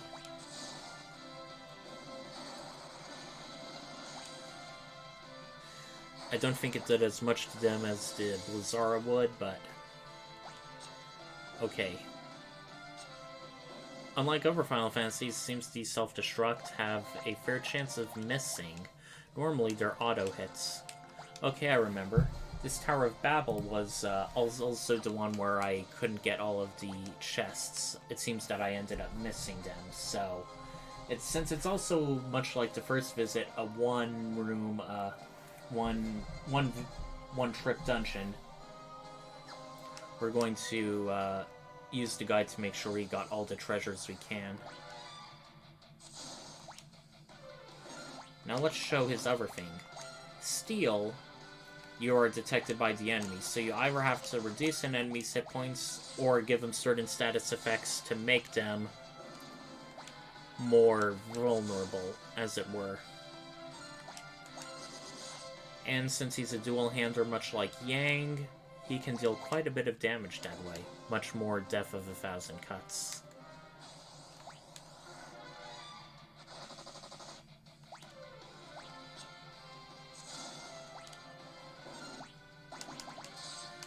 We don't want to throw any of our weapons away just yet.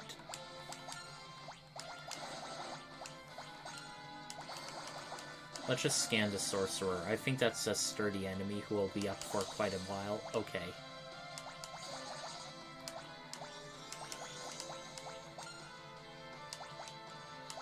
No specific weaknesses. Didn't even give their hit points, I don't think. Or maybe I missed that.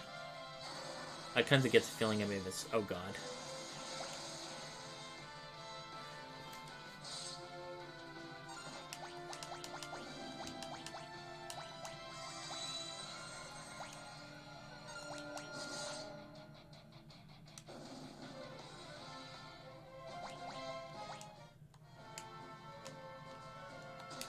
Alright, Silver Hourglass. Only one way to go.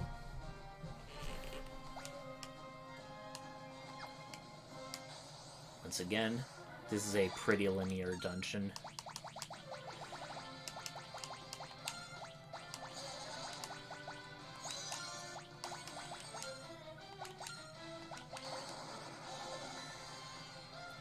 Once again, the mystery eggs are not ever hatching.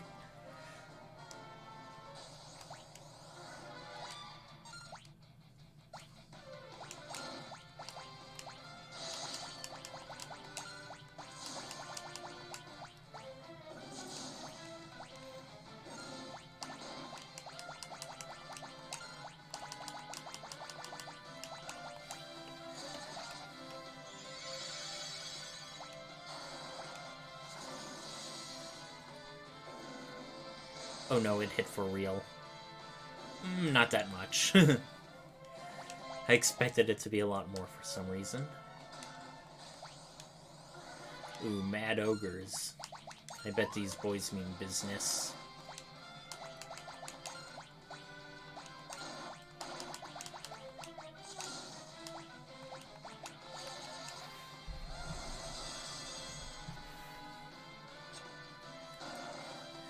I almost feel like we fought the ogres back in Emblem, but I don't think they're mad ogres. I think they're just normal ogres. Oh, don't tell me they're magic resistant. Yes, yes, they are. Oh well. So much for that.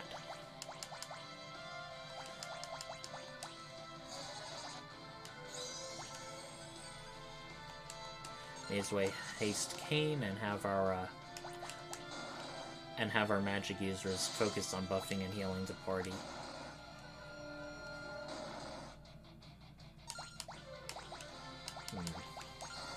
Nope, looks like Rydia actually lost all of her white magic during her training, or whatever it is she was going through.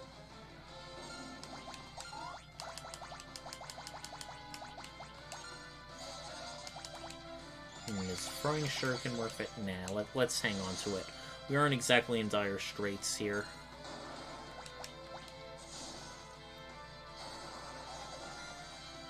No, I should ever be whipping. At least that carries the possibility of paralysis.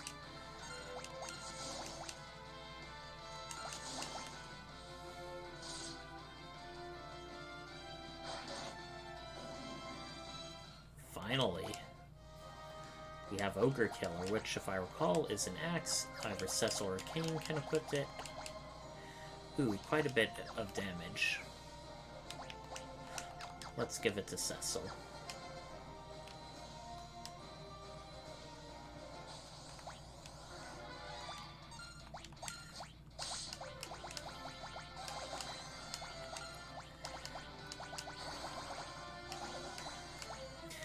So much options, yet not all of them are necessarily really all that reliable. Since we're just powering through enemies so often. And even then, they do have a fair chance of missing. Bit clever how they counter magic by auto-casting Reflect, but on the other hand, since our party has very tough characters, it's not exactly a big setback.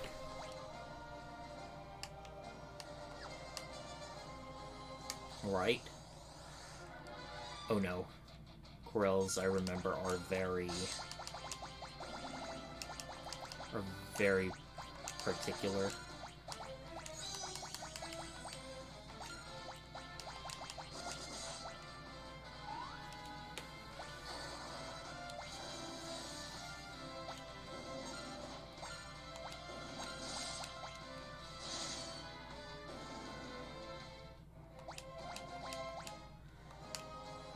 Right, 2 items at once, that's a first. Okay, we now have half the things in this tower. Right, which way do we want to go? Well, looks like there's only really one way. Thankfully we have that map to know so we don't waste our time. Right, one of these curls almost looks like it's partially shadowed, but one is not. We also learned a new thing. It can incapacitate a target. Pin.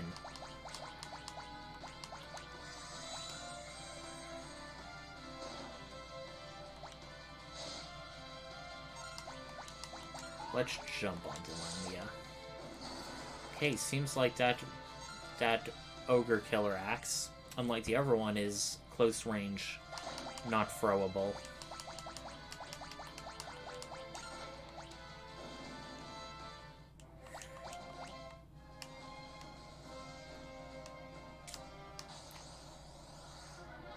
A Grudger. That's an interesting sounding name for a monster. Don't know what the deal is there, but...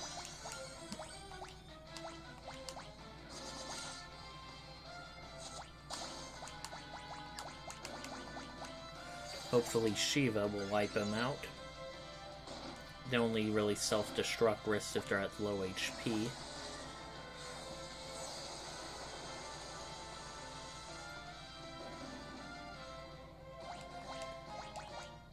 Rage of the Gods. Have we ever got that statue with the same effect as Fundera? Yeah, I think that's a super rare item. Never seen it in my playthrough of the game. Too bad it's already something that it's like can already easily mimic the effects of something else. Asura. Katana named after the Avatar of War. Of course, the party ninja will be using it. We have 3 more things. Or 3 more chests.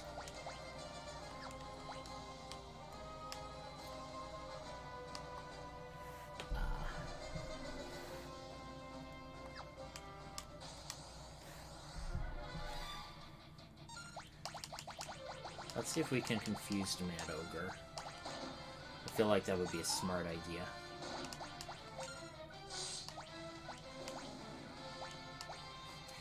Edge has hardly any magic points.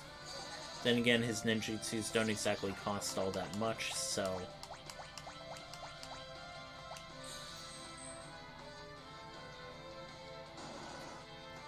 Uh-oh, it unconfuzzled itself.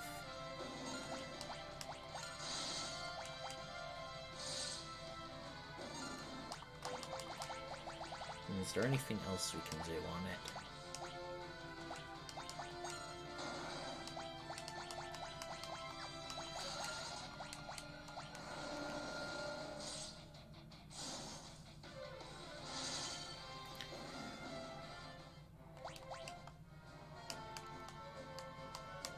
Alright, we have a interesting looking teleport thing, so before we go anywhere, let's head into these rooms.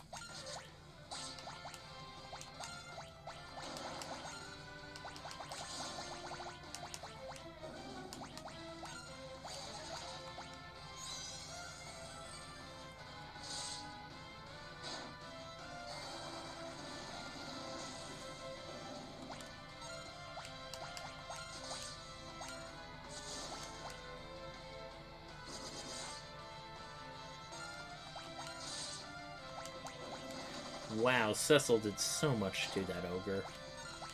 It wasn't even like a critical hit. Actually, I don't know, have we ever gotten critical hits in this game? I sort of feel like every attack has been sort of like normal-ish.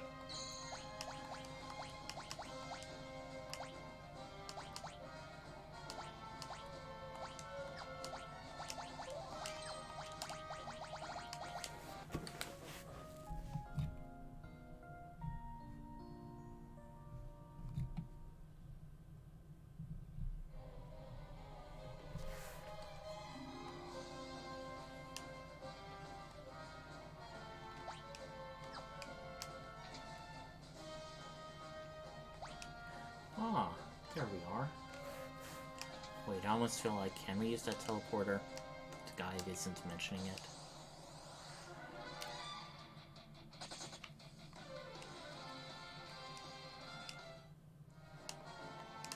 No, we cannot. It's not responding. Maybe it's there for some other future purpose.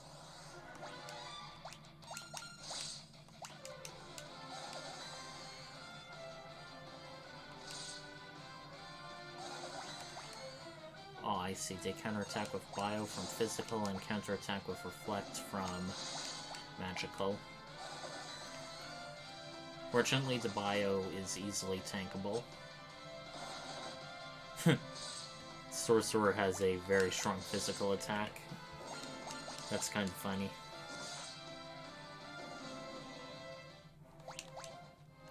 Especially when they look like a frail, silly old lady.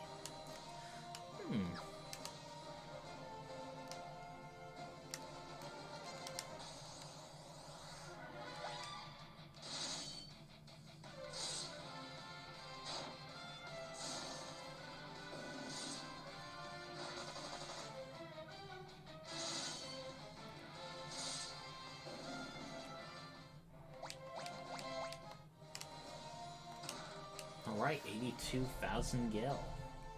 Now that's what I like to see. Oops, I forgot to quick save. Who could this be? Uh-oh.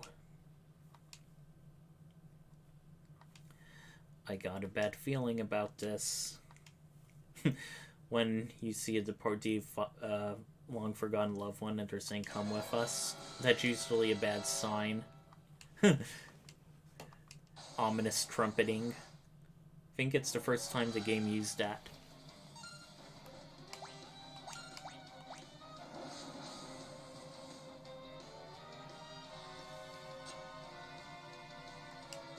This is a special battle. We kind of have to let the dialogue play itself out, so we don't exactly want to waste valuable magic doing stuff.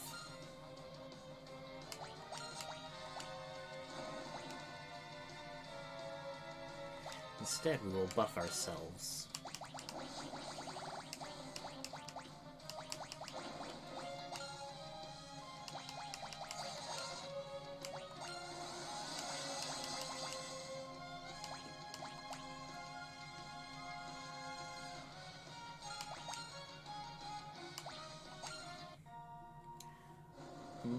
Looks like Edge is getting fruit to them.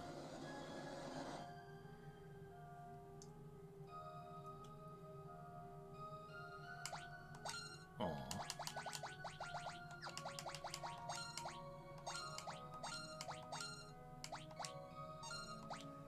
No longer belong here. Aw, don't say that.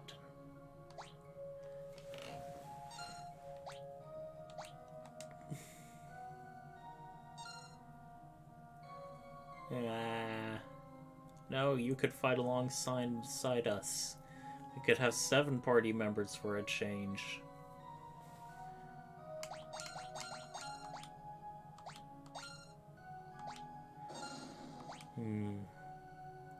Sadness for a party member we just met.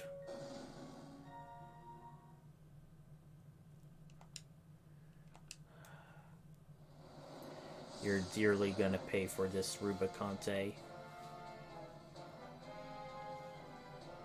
Oh, you're just going to blame it on Lou Guy now.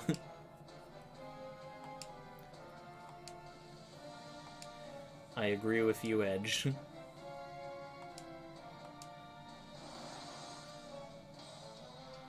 Yeah. Story-based learning stuff, I like that. Well, he's kind of giving some things away. We're actually going to want to equip ice-related stuff in spite of what he said. So, resistant to fire and weak to ice, we're going to unequip our shields so we're not weak to any stuffing. Make sure we're not weak to fire, is what I meant to say.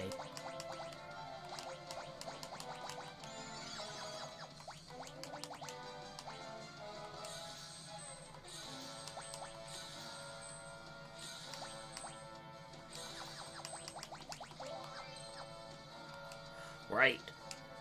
Ready to fight, baby. Aw.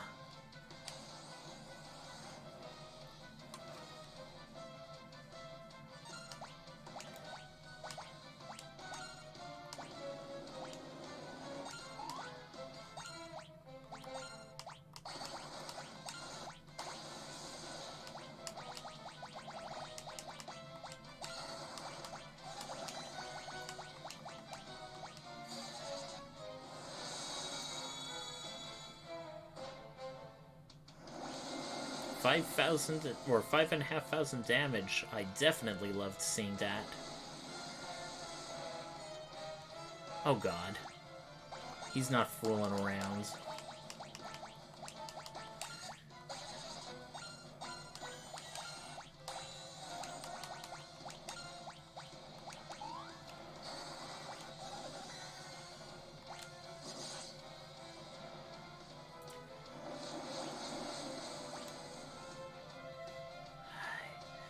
No, Ed should not be dead for this.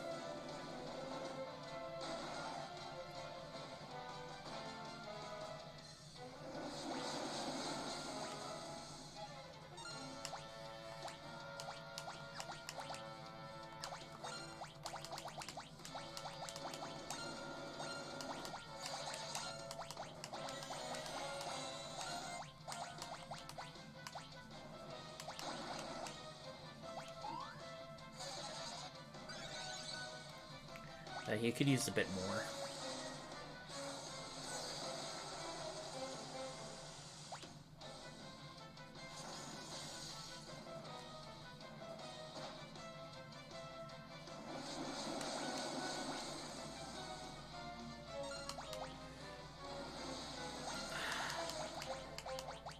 He really has it in for Edge, but I guess that's story appropriate.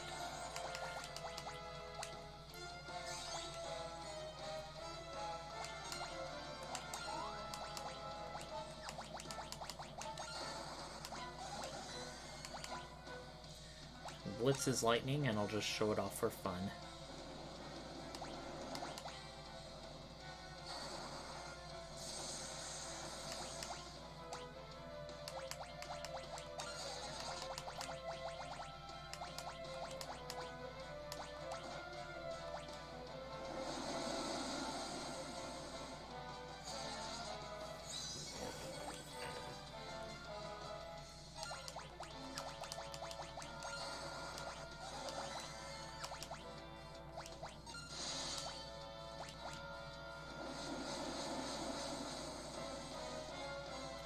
Okay, our party's getting a bit low on HP, so I'll have Rosa pop off a Kiraga.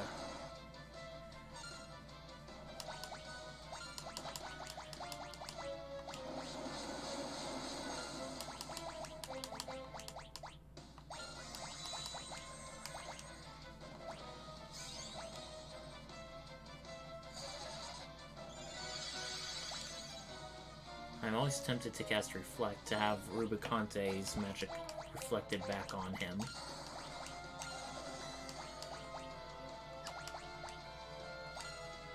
Fuck, but this is not the end. I shall rise again. Ah, just like every other evil elemental lord, you have like a second undead form. I almost forgot about that. But yeah, that was a pretty reasonably challenging battle. I really liked it.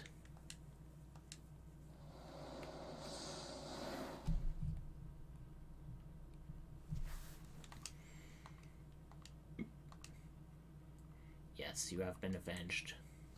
Ah. You've shown up a bit late, but hey, better than never. Yeah, you definitely arrived pretty late to the party. Haha. They recognize us. H the moon.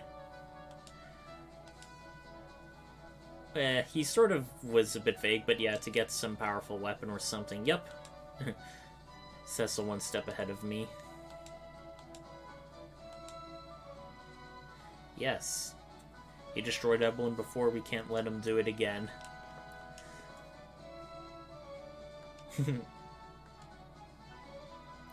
Yeah, we can't have a party of 8 or 9 people, that would be silly.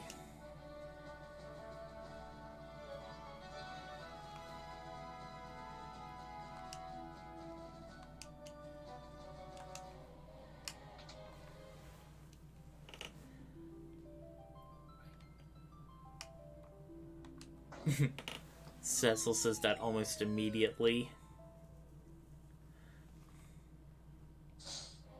Ouch. Feel like a ninja would have seen that coming. Okay, we have one more chest in this tower.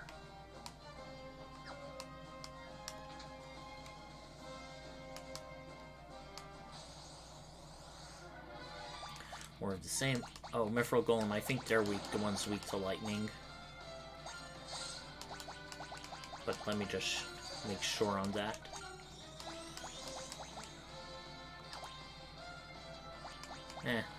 Oh well.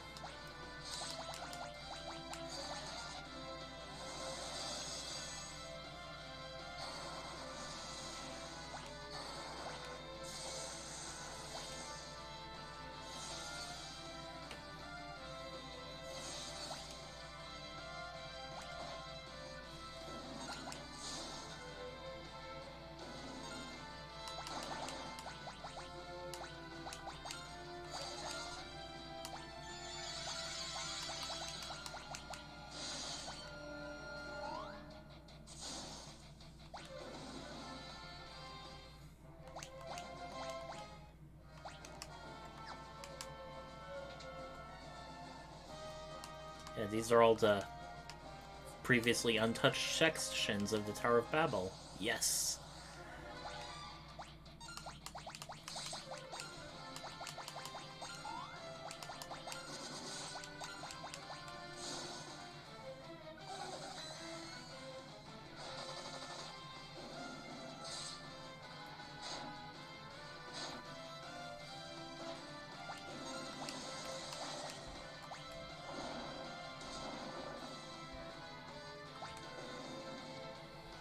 Decent amount of damage. Oh, and Rosa learned the most powerful blue white magic cure.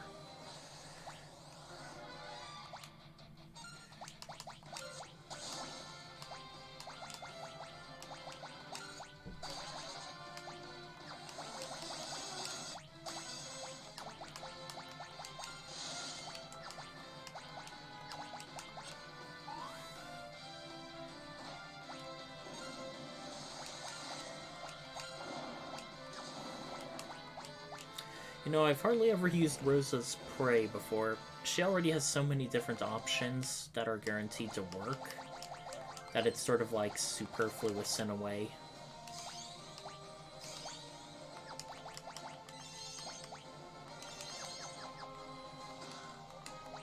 Okay, we got everything in the tower. Yay.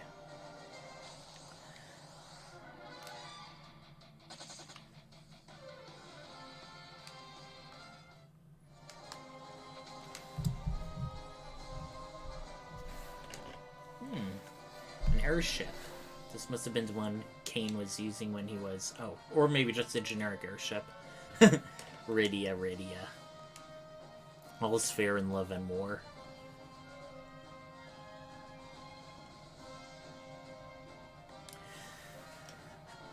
Enterprise and Falcon. I'm starting to sense a sci-fi theme here. And this is kind of funny. We did get to Enterprise, and although we're not losing it, we are getting a second simultaneous airship, which is kind of funny. And this one not only can fly underground, it cannot fly over the magma for some reason, so... Looks like there's only one way to go. Wait a minute. So where to go, indeed. Well, not much we can go to, save back to the Dwarven Castle.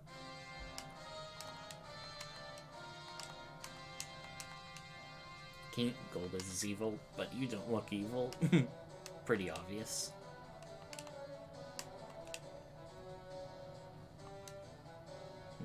Ah, so yeah, the medics in this do wear red.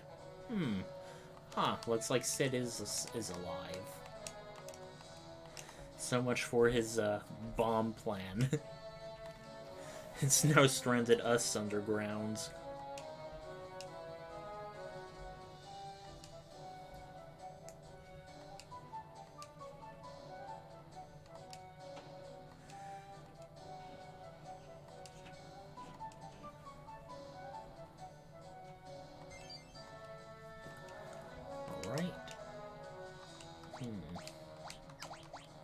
Key item, Luca's necklace. These descriptions can be a bit more, could be a bit more imaginative. Right now, a lot of the key items are basically stuff like no shit Sherlock. Do we need anyone to rest up? I mean, you know what? May as well, particularly for magic points.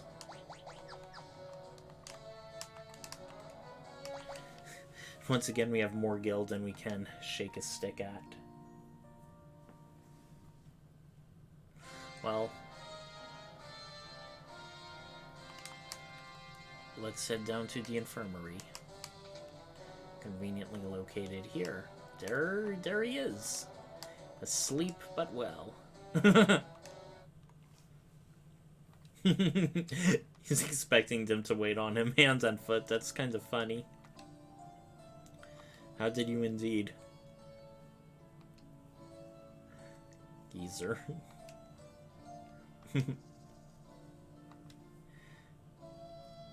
Edge already making great first impressions.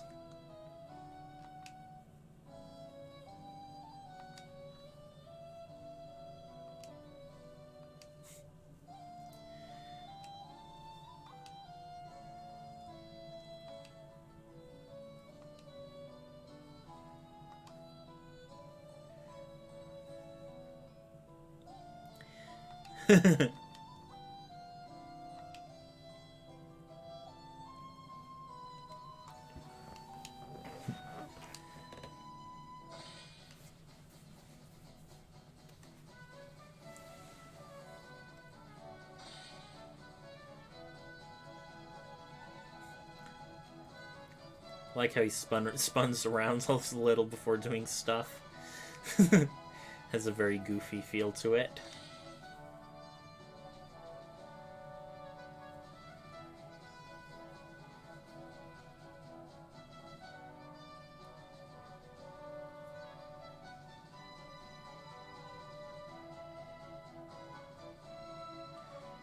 Yes.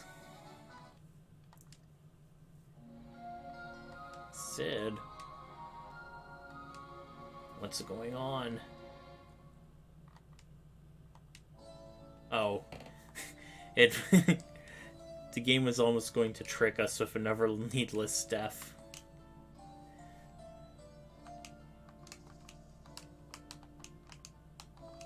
You said it.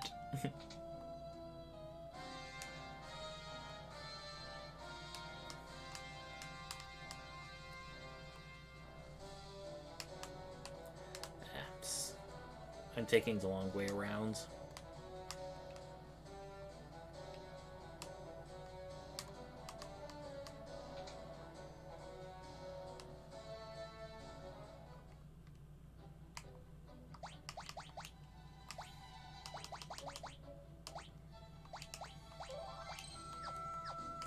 And now since we can fly over magma, there's so many places we can go. Underground, at least. There's this mysterious-looking crater in the northeast. That's actually where we came through via the overworld. It may look like we can go back, but we cannot go back into the Tower of Babel.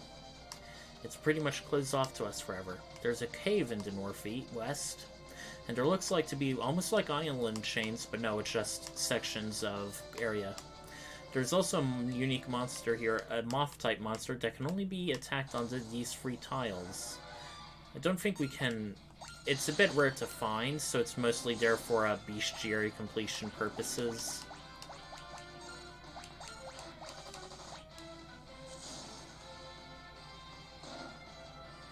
But man, these enemies are quite powerful.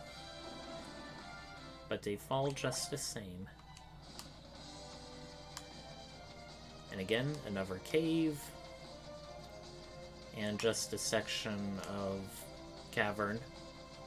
Okay, 3 caves. And what looks to be a little village. Wondering what's here. It's a village of Tamra. Yeah, what's normal to us would be bizarre to them, and vice versa.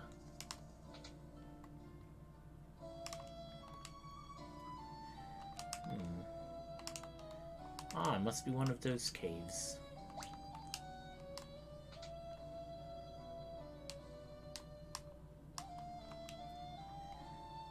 Ah, they're telling us a lot more about the world in case we came here. Ah. Kind of interesting how they have different dwarven cultures in this game. Okay. Now, here's something we can put our money to good use.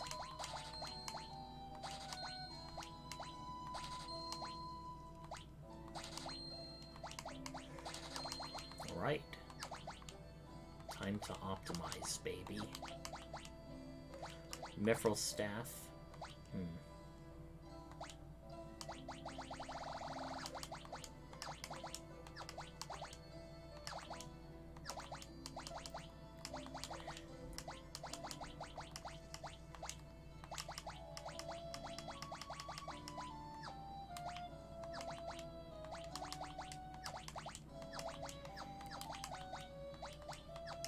Why would a whip?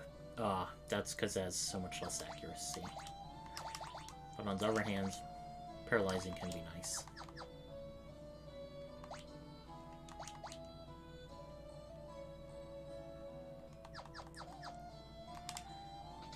Alright, we dumped an awful lot of gil on armor. Let's hope we have just enough for the weapons. Ah. They're connected via secret passage. That's kind of funny. Right. Chain whip.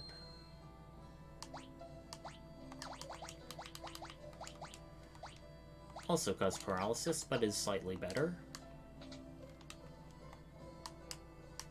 Some more doors to talk in the northwest.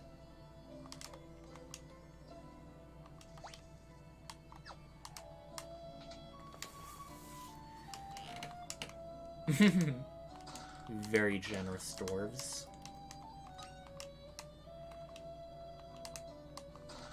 Well, it looks like we got a new thing. A bestiary. Same effect as scan, and since scan is 1 NP, it's almost like dwarven bread.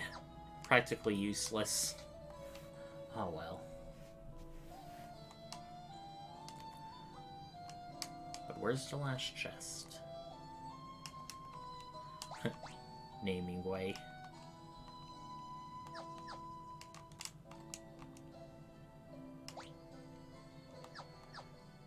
Wait.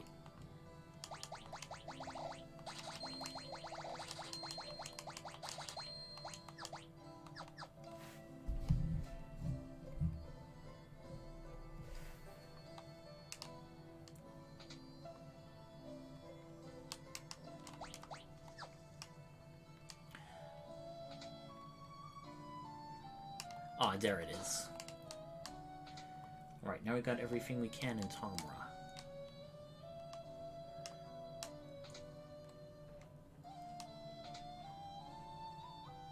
Wait, there was a second one. Did I see the second item shop?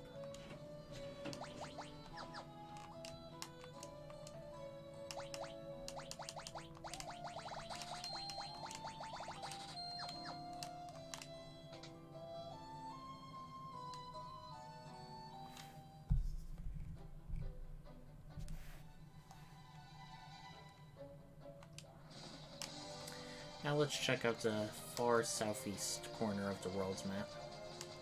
There is another little village here. Well, not a village, but a smithy. And this is part of like a little side quest. 2 items, but no chest. Looks like we have... The world's finest blacksmith seems to not be doing so well. He's kind of lost his creative spark. Sad to see.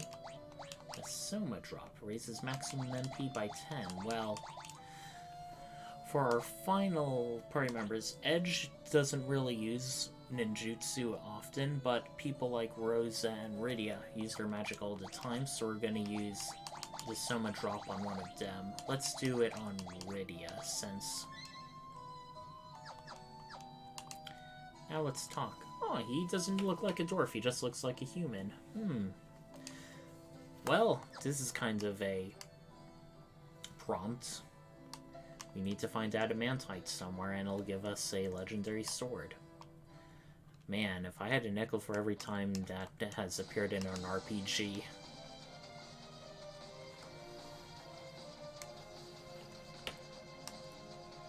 So now, some of these areas are technically optional. We don't need to go to them, but some of them are good, particularly for the stuff we can find. We are in the Cave of Summons, and remember how Rosa learned Float? Well, this is one of the times where casting it will be useful, because a huge portion of this map has poison and stuff.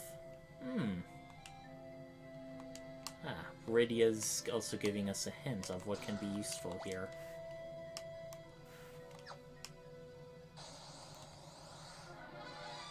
Mini Satana. Interesting sounding name. The enemies are going to be pretty tough here, but then again, that only makes sense for an optional dungeon. Oh boy.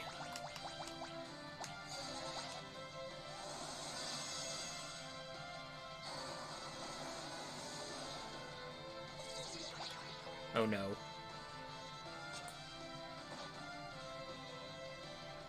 And they're still standing. Oh boy.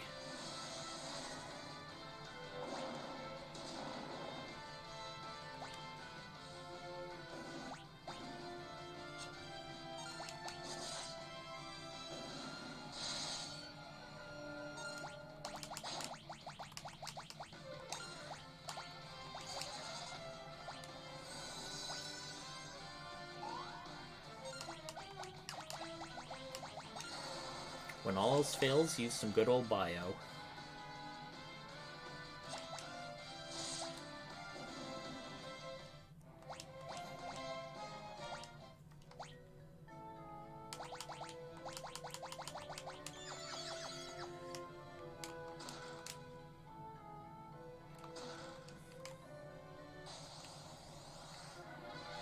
Okay, not a sorcerer, but a summoner.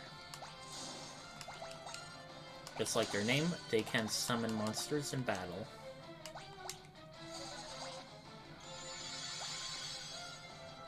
Let's see if we can paralyze her, hopefully. Oh well. A Hell Flapper. Now that's not ominous if I haven't heard of it. Since it's aerial, it should be weak to the bow.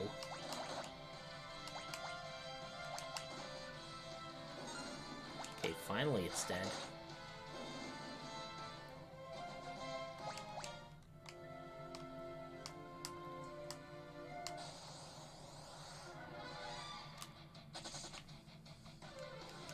We're a bit low HP on Edge, so if we're doing any more battles, let's top them off.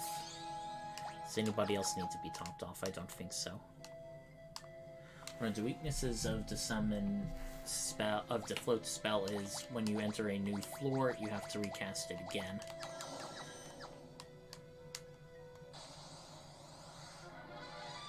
Okay, I forgot what the deal with Belphegor is, so let's scan him to be on the safe side. Wait, do we even have scan? You know what? Cast Scan with Cecil.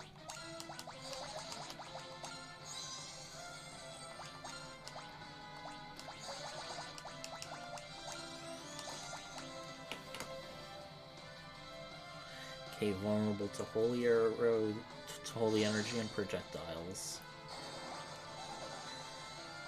Fortunately, I think we... Oh, that definitely one-shotted him.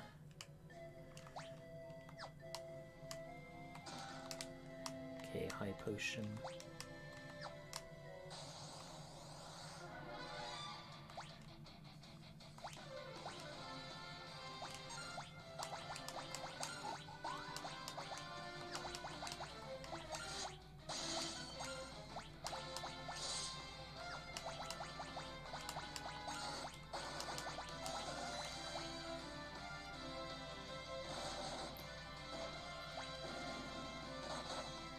Yeah, Edge is super fragile, especially in this dungeon. Only has 1,000. He has not that much more HP than Rydia. And she's our typical fragile party mage.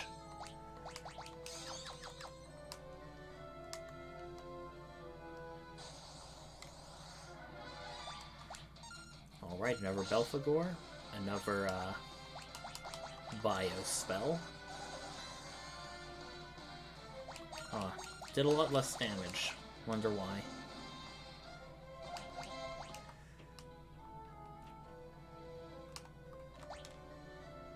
Okay, 1, 2, 3, 4, 5, 6. Okay, that's all of the chests, but it looks like the dungeon still keeps on going, so let's keep going ourselves. Okay, some new monsters down here. Haha! That's pretty good for us. She did just cast Earthquake, one of those very, very, unique, ground-only base spells. And, if I recall... Let's equip the Ice Brands. Ice Sword. Where is it? Oh, don't tell me, someone else already has it.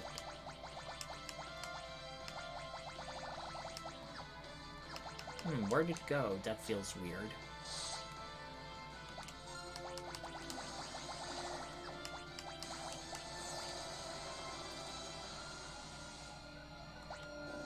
Wow.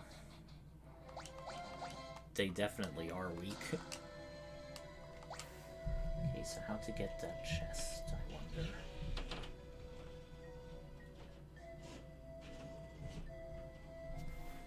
Well, there's a secret passage that's a bit roundabout. Through here! Okay, I forget exactly what the deal with Thunder Dragons are, so just to be on the safe side, we're going to scan.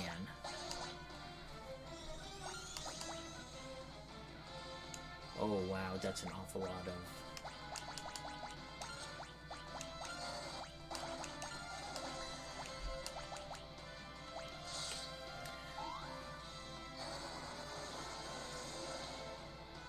Okay, they seem to be definitely highly resistant, so let's put Shell on everyone.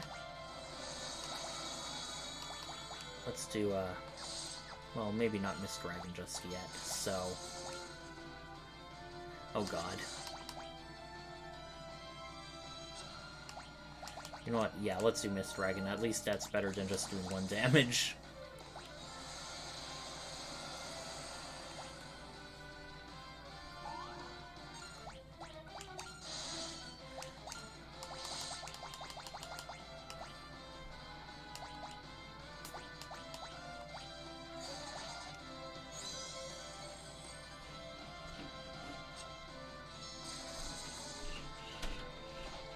They did significantly less damage.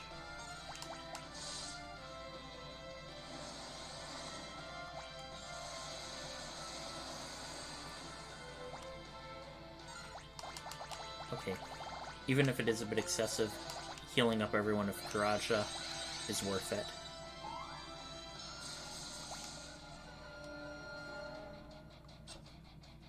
I think these are also some pretty rare enemies in this area too, which is why they're so powerful. Fortunately, we have Kane along. He just deals so much damage with his jumps. Okay, Bloody Eye. Flying, I'm pretty sure they're gonna be weak to you know what.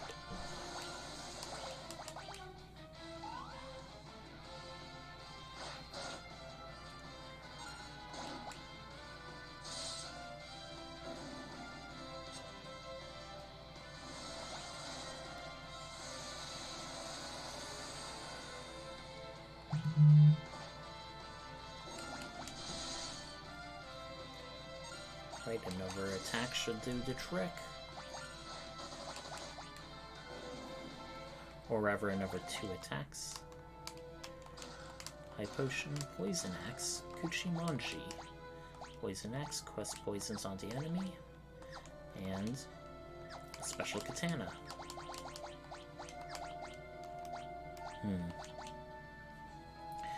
Much less accurate. Oh boy. Uh-oh, it's a 2-handed axe, so,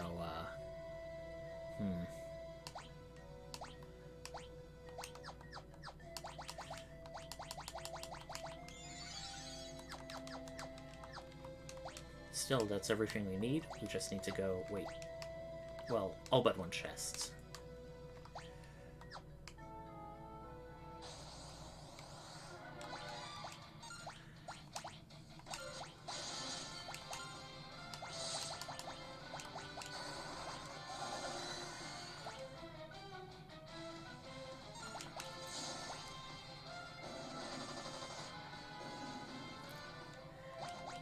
Well, that was a lot simpler. How to get to that chest, I wonder.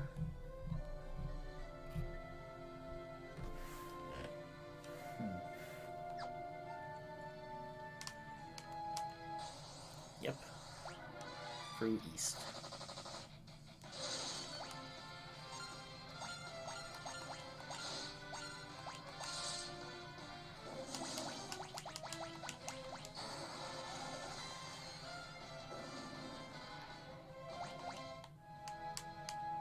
This is going to be another monster and a treasure chest encounter, so...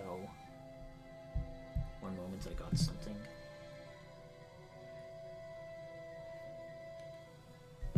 Never mind, false alarm. Okay. Ooh, 5 warriors, I bet we're gonna need to protect against them.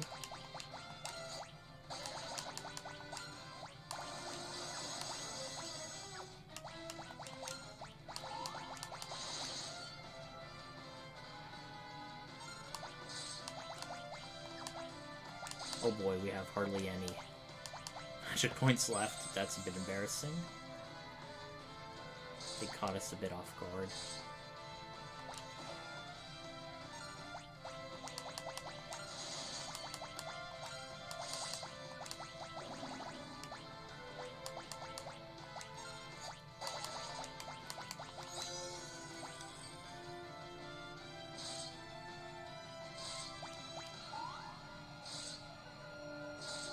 Please do not kill Edge.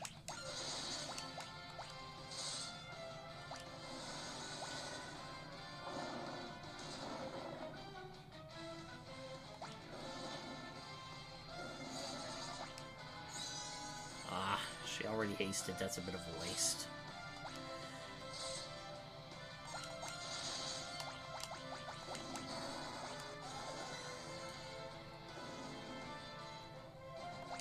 Okay, Edge learned another good ninjutsu.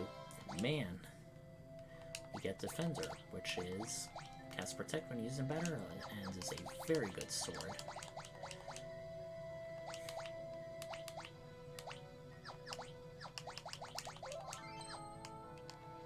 Oh, again, let's head south and go through here. Ah, we're now in the Land of Summons. Wow, a whopping 11 chests. Huh. Looks like people are friendly around here. Ooh, I definitely like that level, like it's multi-tiered city. And here are a bunch of very good things. Yoshi's bow and Yoshi's arrow. I think that's the best equipment that Rosa can get into game. Doesn't do any special things, but man, really increases her attack. Oh wait, was there something further to the south? Oh, we definitely don't want to leave yet. The party's only just begun.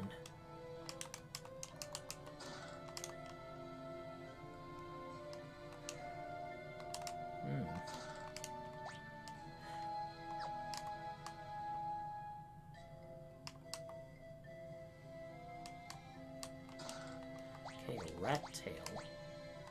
That's something I think we can trade to the person up in the overworld. I like how they have a chocobo, because chocobo is one of the summons.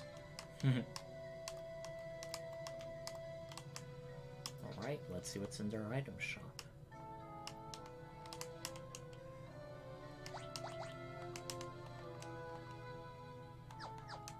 Nothing really new, but let's save our money for something. I like how he says Titan's nothing you got float, but you never really have Titan used against you, and when you do summon him, he doesn't hit your party members, so it's like, the advice is kind of dubious. Wow, we're getting bestiaries a lot, even though it's something we've never really encountered before. What did that do?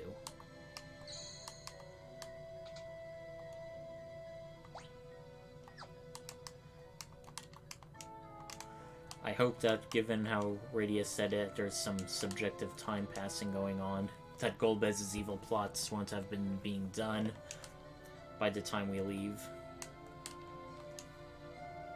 Of course, they wouldn't do that into game. That's sort of for the sake of plot, not necessarily gameplay.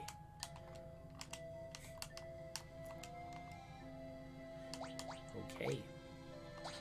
Blitz Whip. Kotetsu. Fairy Rod. Kinesis Staff. Ooh.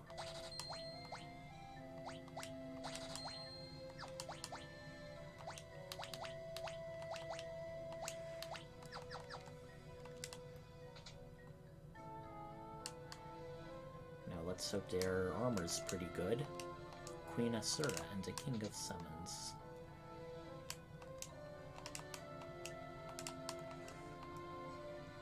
Aegis Shield, which we already have. A single light robe. Let's get that for Rydia.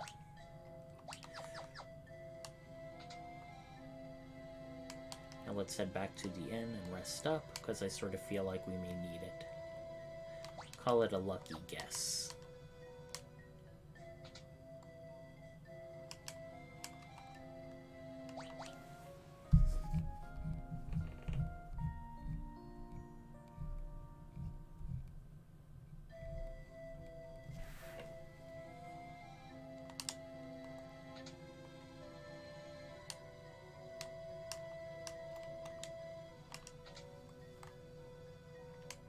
Right, naming way is there again, but I don't know why he'd be, because we're not recruiting anyone new.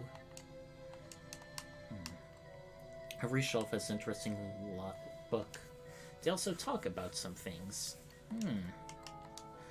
They're talking about all the summon creatures.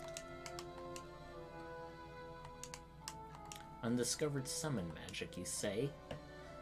I'm pretty sure we can find him out.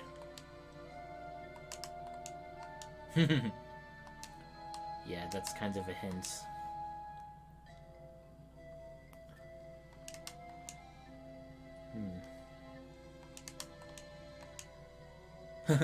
That's the last one we read.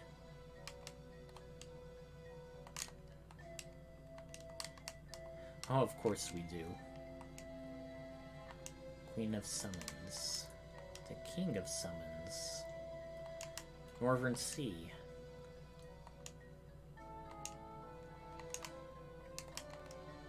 Sylphs. Pretty simple law or legal codes.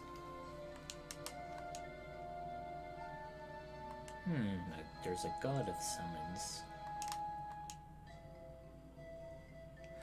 All of the things they're saying, like, reflect his own strength against him is very much foreshadowing future summons. Wait, what did this say? A giant whale descended to Earth from a moon. Weird. Doesn't really look much like a throne room.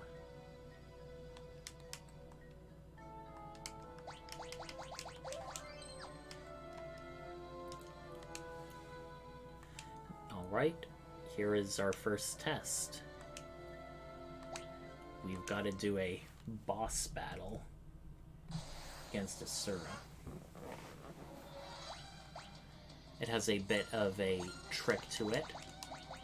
We are going to actually want to cast Reflect on the boss rather than us, because because Asura frequently uses buffs on herself.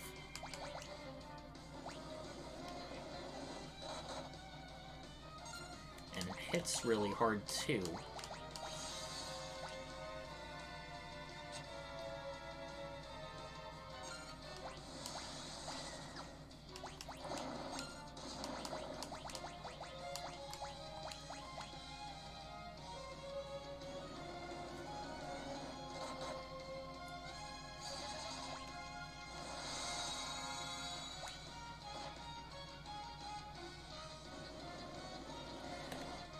The battle is a bit long since the face changing has its own animation every time. Oof. We're taking some heavy casualties already.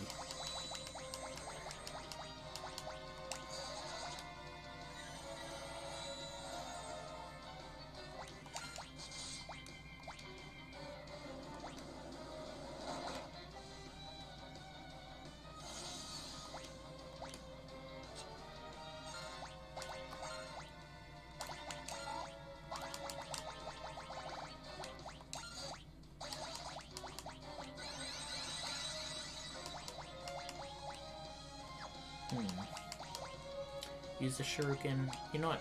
I almost feel like throwing a kunai, who that did not do a lot.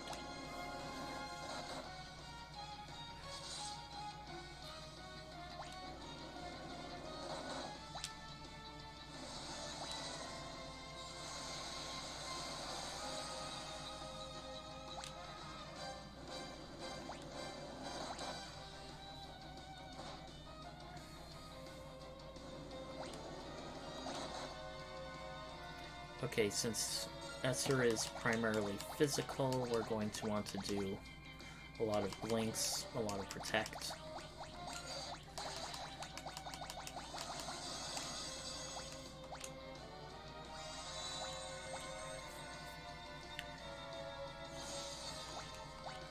Ooh, I wonder if that would have been a miss. Yeah, it would have been regardless.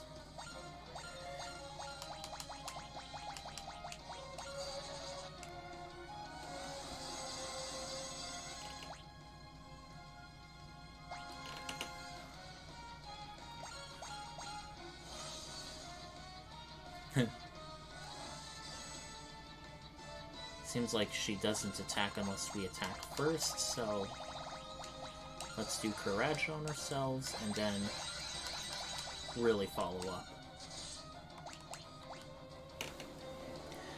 Asura has 31,000 HP, so ideally this shouldn't take very long.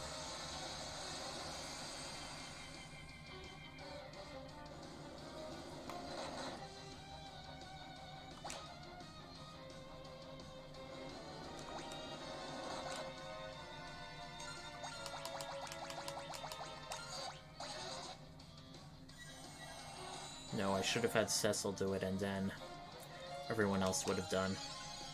Oh god. She is now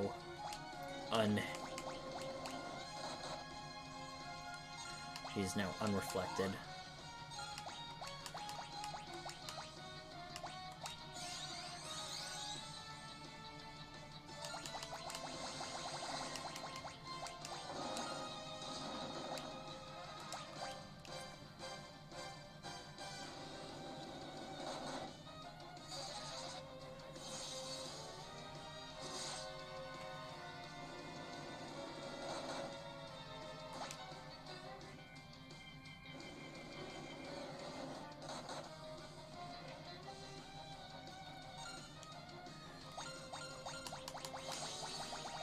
Okay, that's good. Still gonna do Curage on everyone we can. Let's just throw Shuriken to speed things up a bit.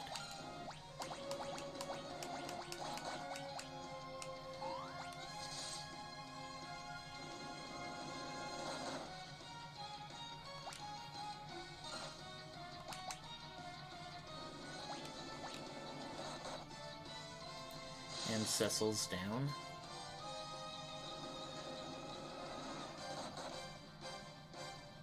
Okay, so is...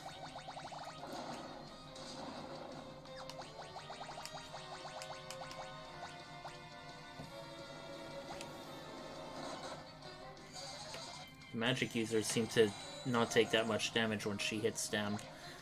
Wonder why.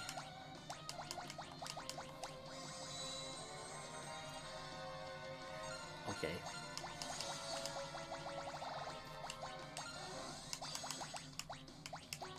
Cast Protect when used in battle, so gonna use that on Edge.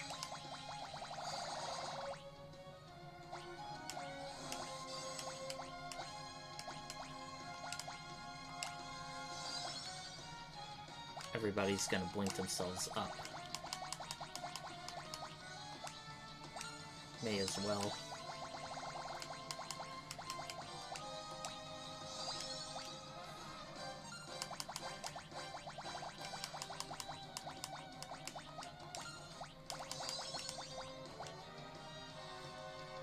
Okay, everyone has Protect, so what else can we do? We're just gonna do haste on our primary attacker. Or big time damage dealer is what I meant to say.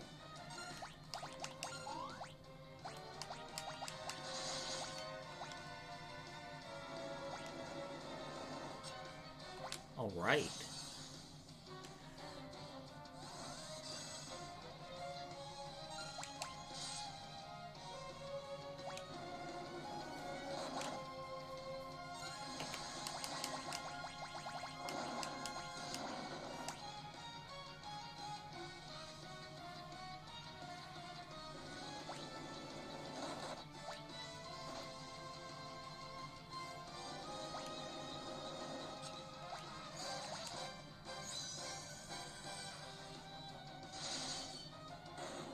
Okay, finally.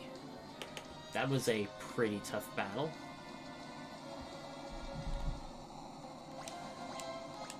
But at least Cecil leveled up. And we learned a new summon, Asura. That's the first out of 5 non-secret summons, I believe. Well, before we talk to this seemingly harmless old man, we're gonna rest up at the inn. Because we will definitely need it.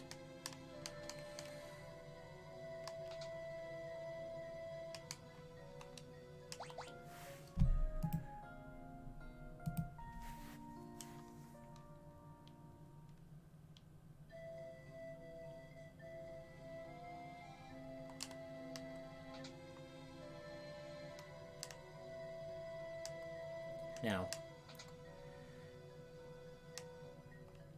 even though we have all the chests here, there are 2 items, but we can't get them until later in the game, so after this one thing we will be done, but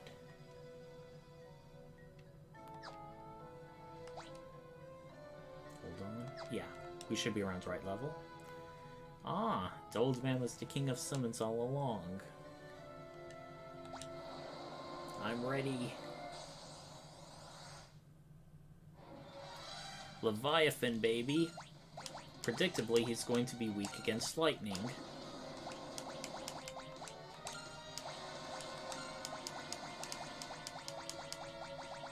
So we are going to want to shell ourselves up.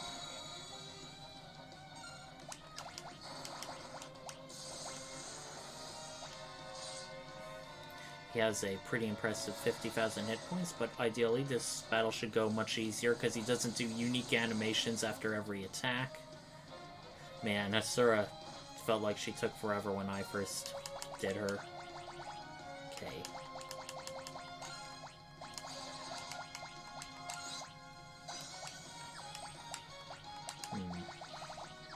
And Defender's still good.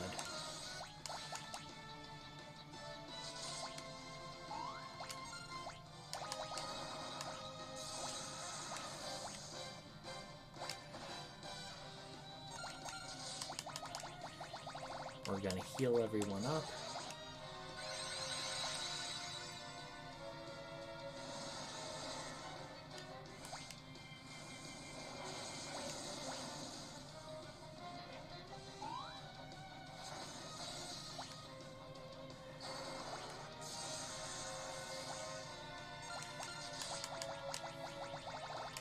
We're going to haste Cecil.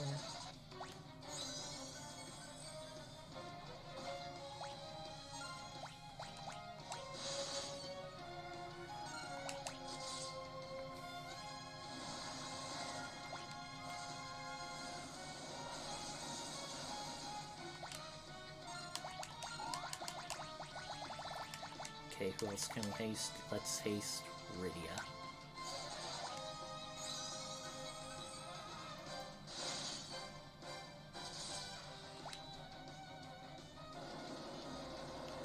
Another tidal wave's coming up, but I think we should all survive it.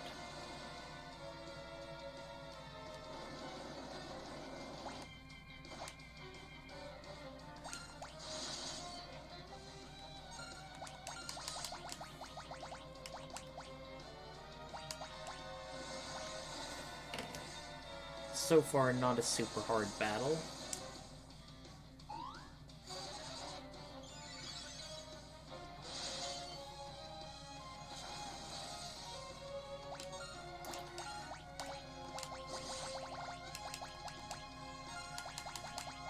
Let's do Berserk on Edge, since he doesn't really have much more ninjutsu. He could definitely use the attack boost.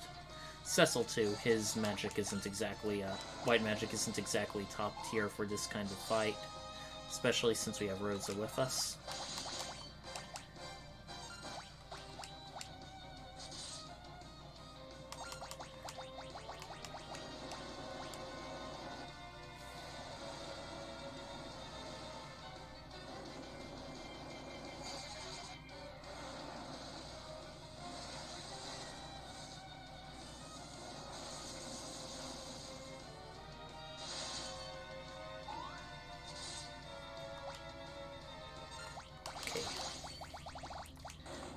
Alright, and that's just enough. Okay, that battle went pretty smoothly.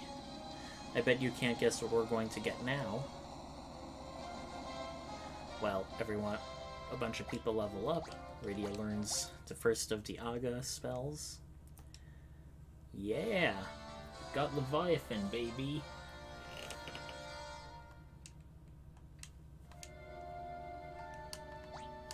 Alright. So how many summon magic is that? Asura casts 1 free randomized spells, Karag, Protect, or Life. Not exactly the most useful to do. Cast Tsunami, which deals major damage to all enemies. Very useful summon.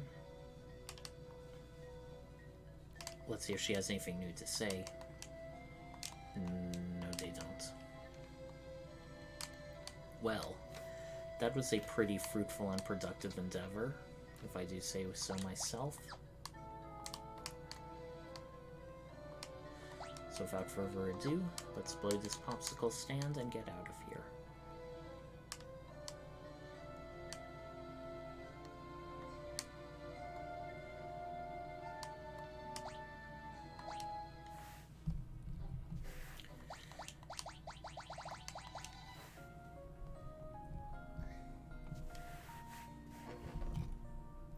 Now we're going to go to the far northwest cave. We heard about sylphs, so this cave is the Sylvan Cave and is another optional part of the game. However, we've been playing for a good amount of time right now, I'd say. Let me check. Wow, nearly approaching 3 hours in a game we've been doing on and off for like a little over 8 hours, although the time's a bit off. Well, regardless, I've had a bunch of fun, and I hope you've all had a bunch of fun watching. The next game is going to be this Thursday at 8 p.m. Eastern Daylight Time. We're getting closer and closer to the grand finale, everyone. Thank you so much for being here so far with me. Quasar Night out.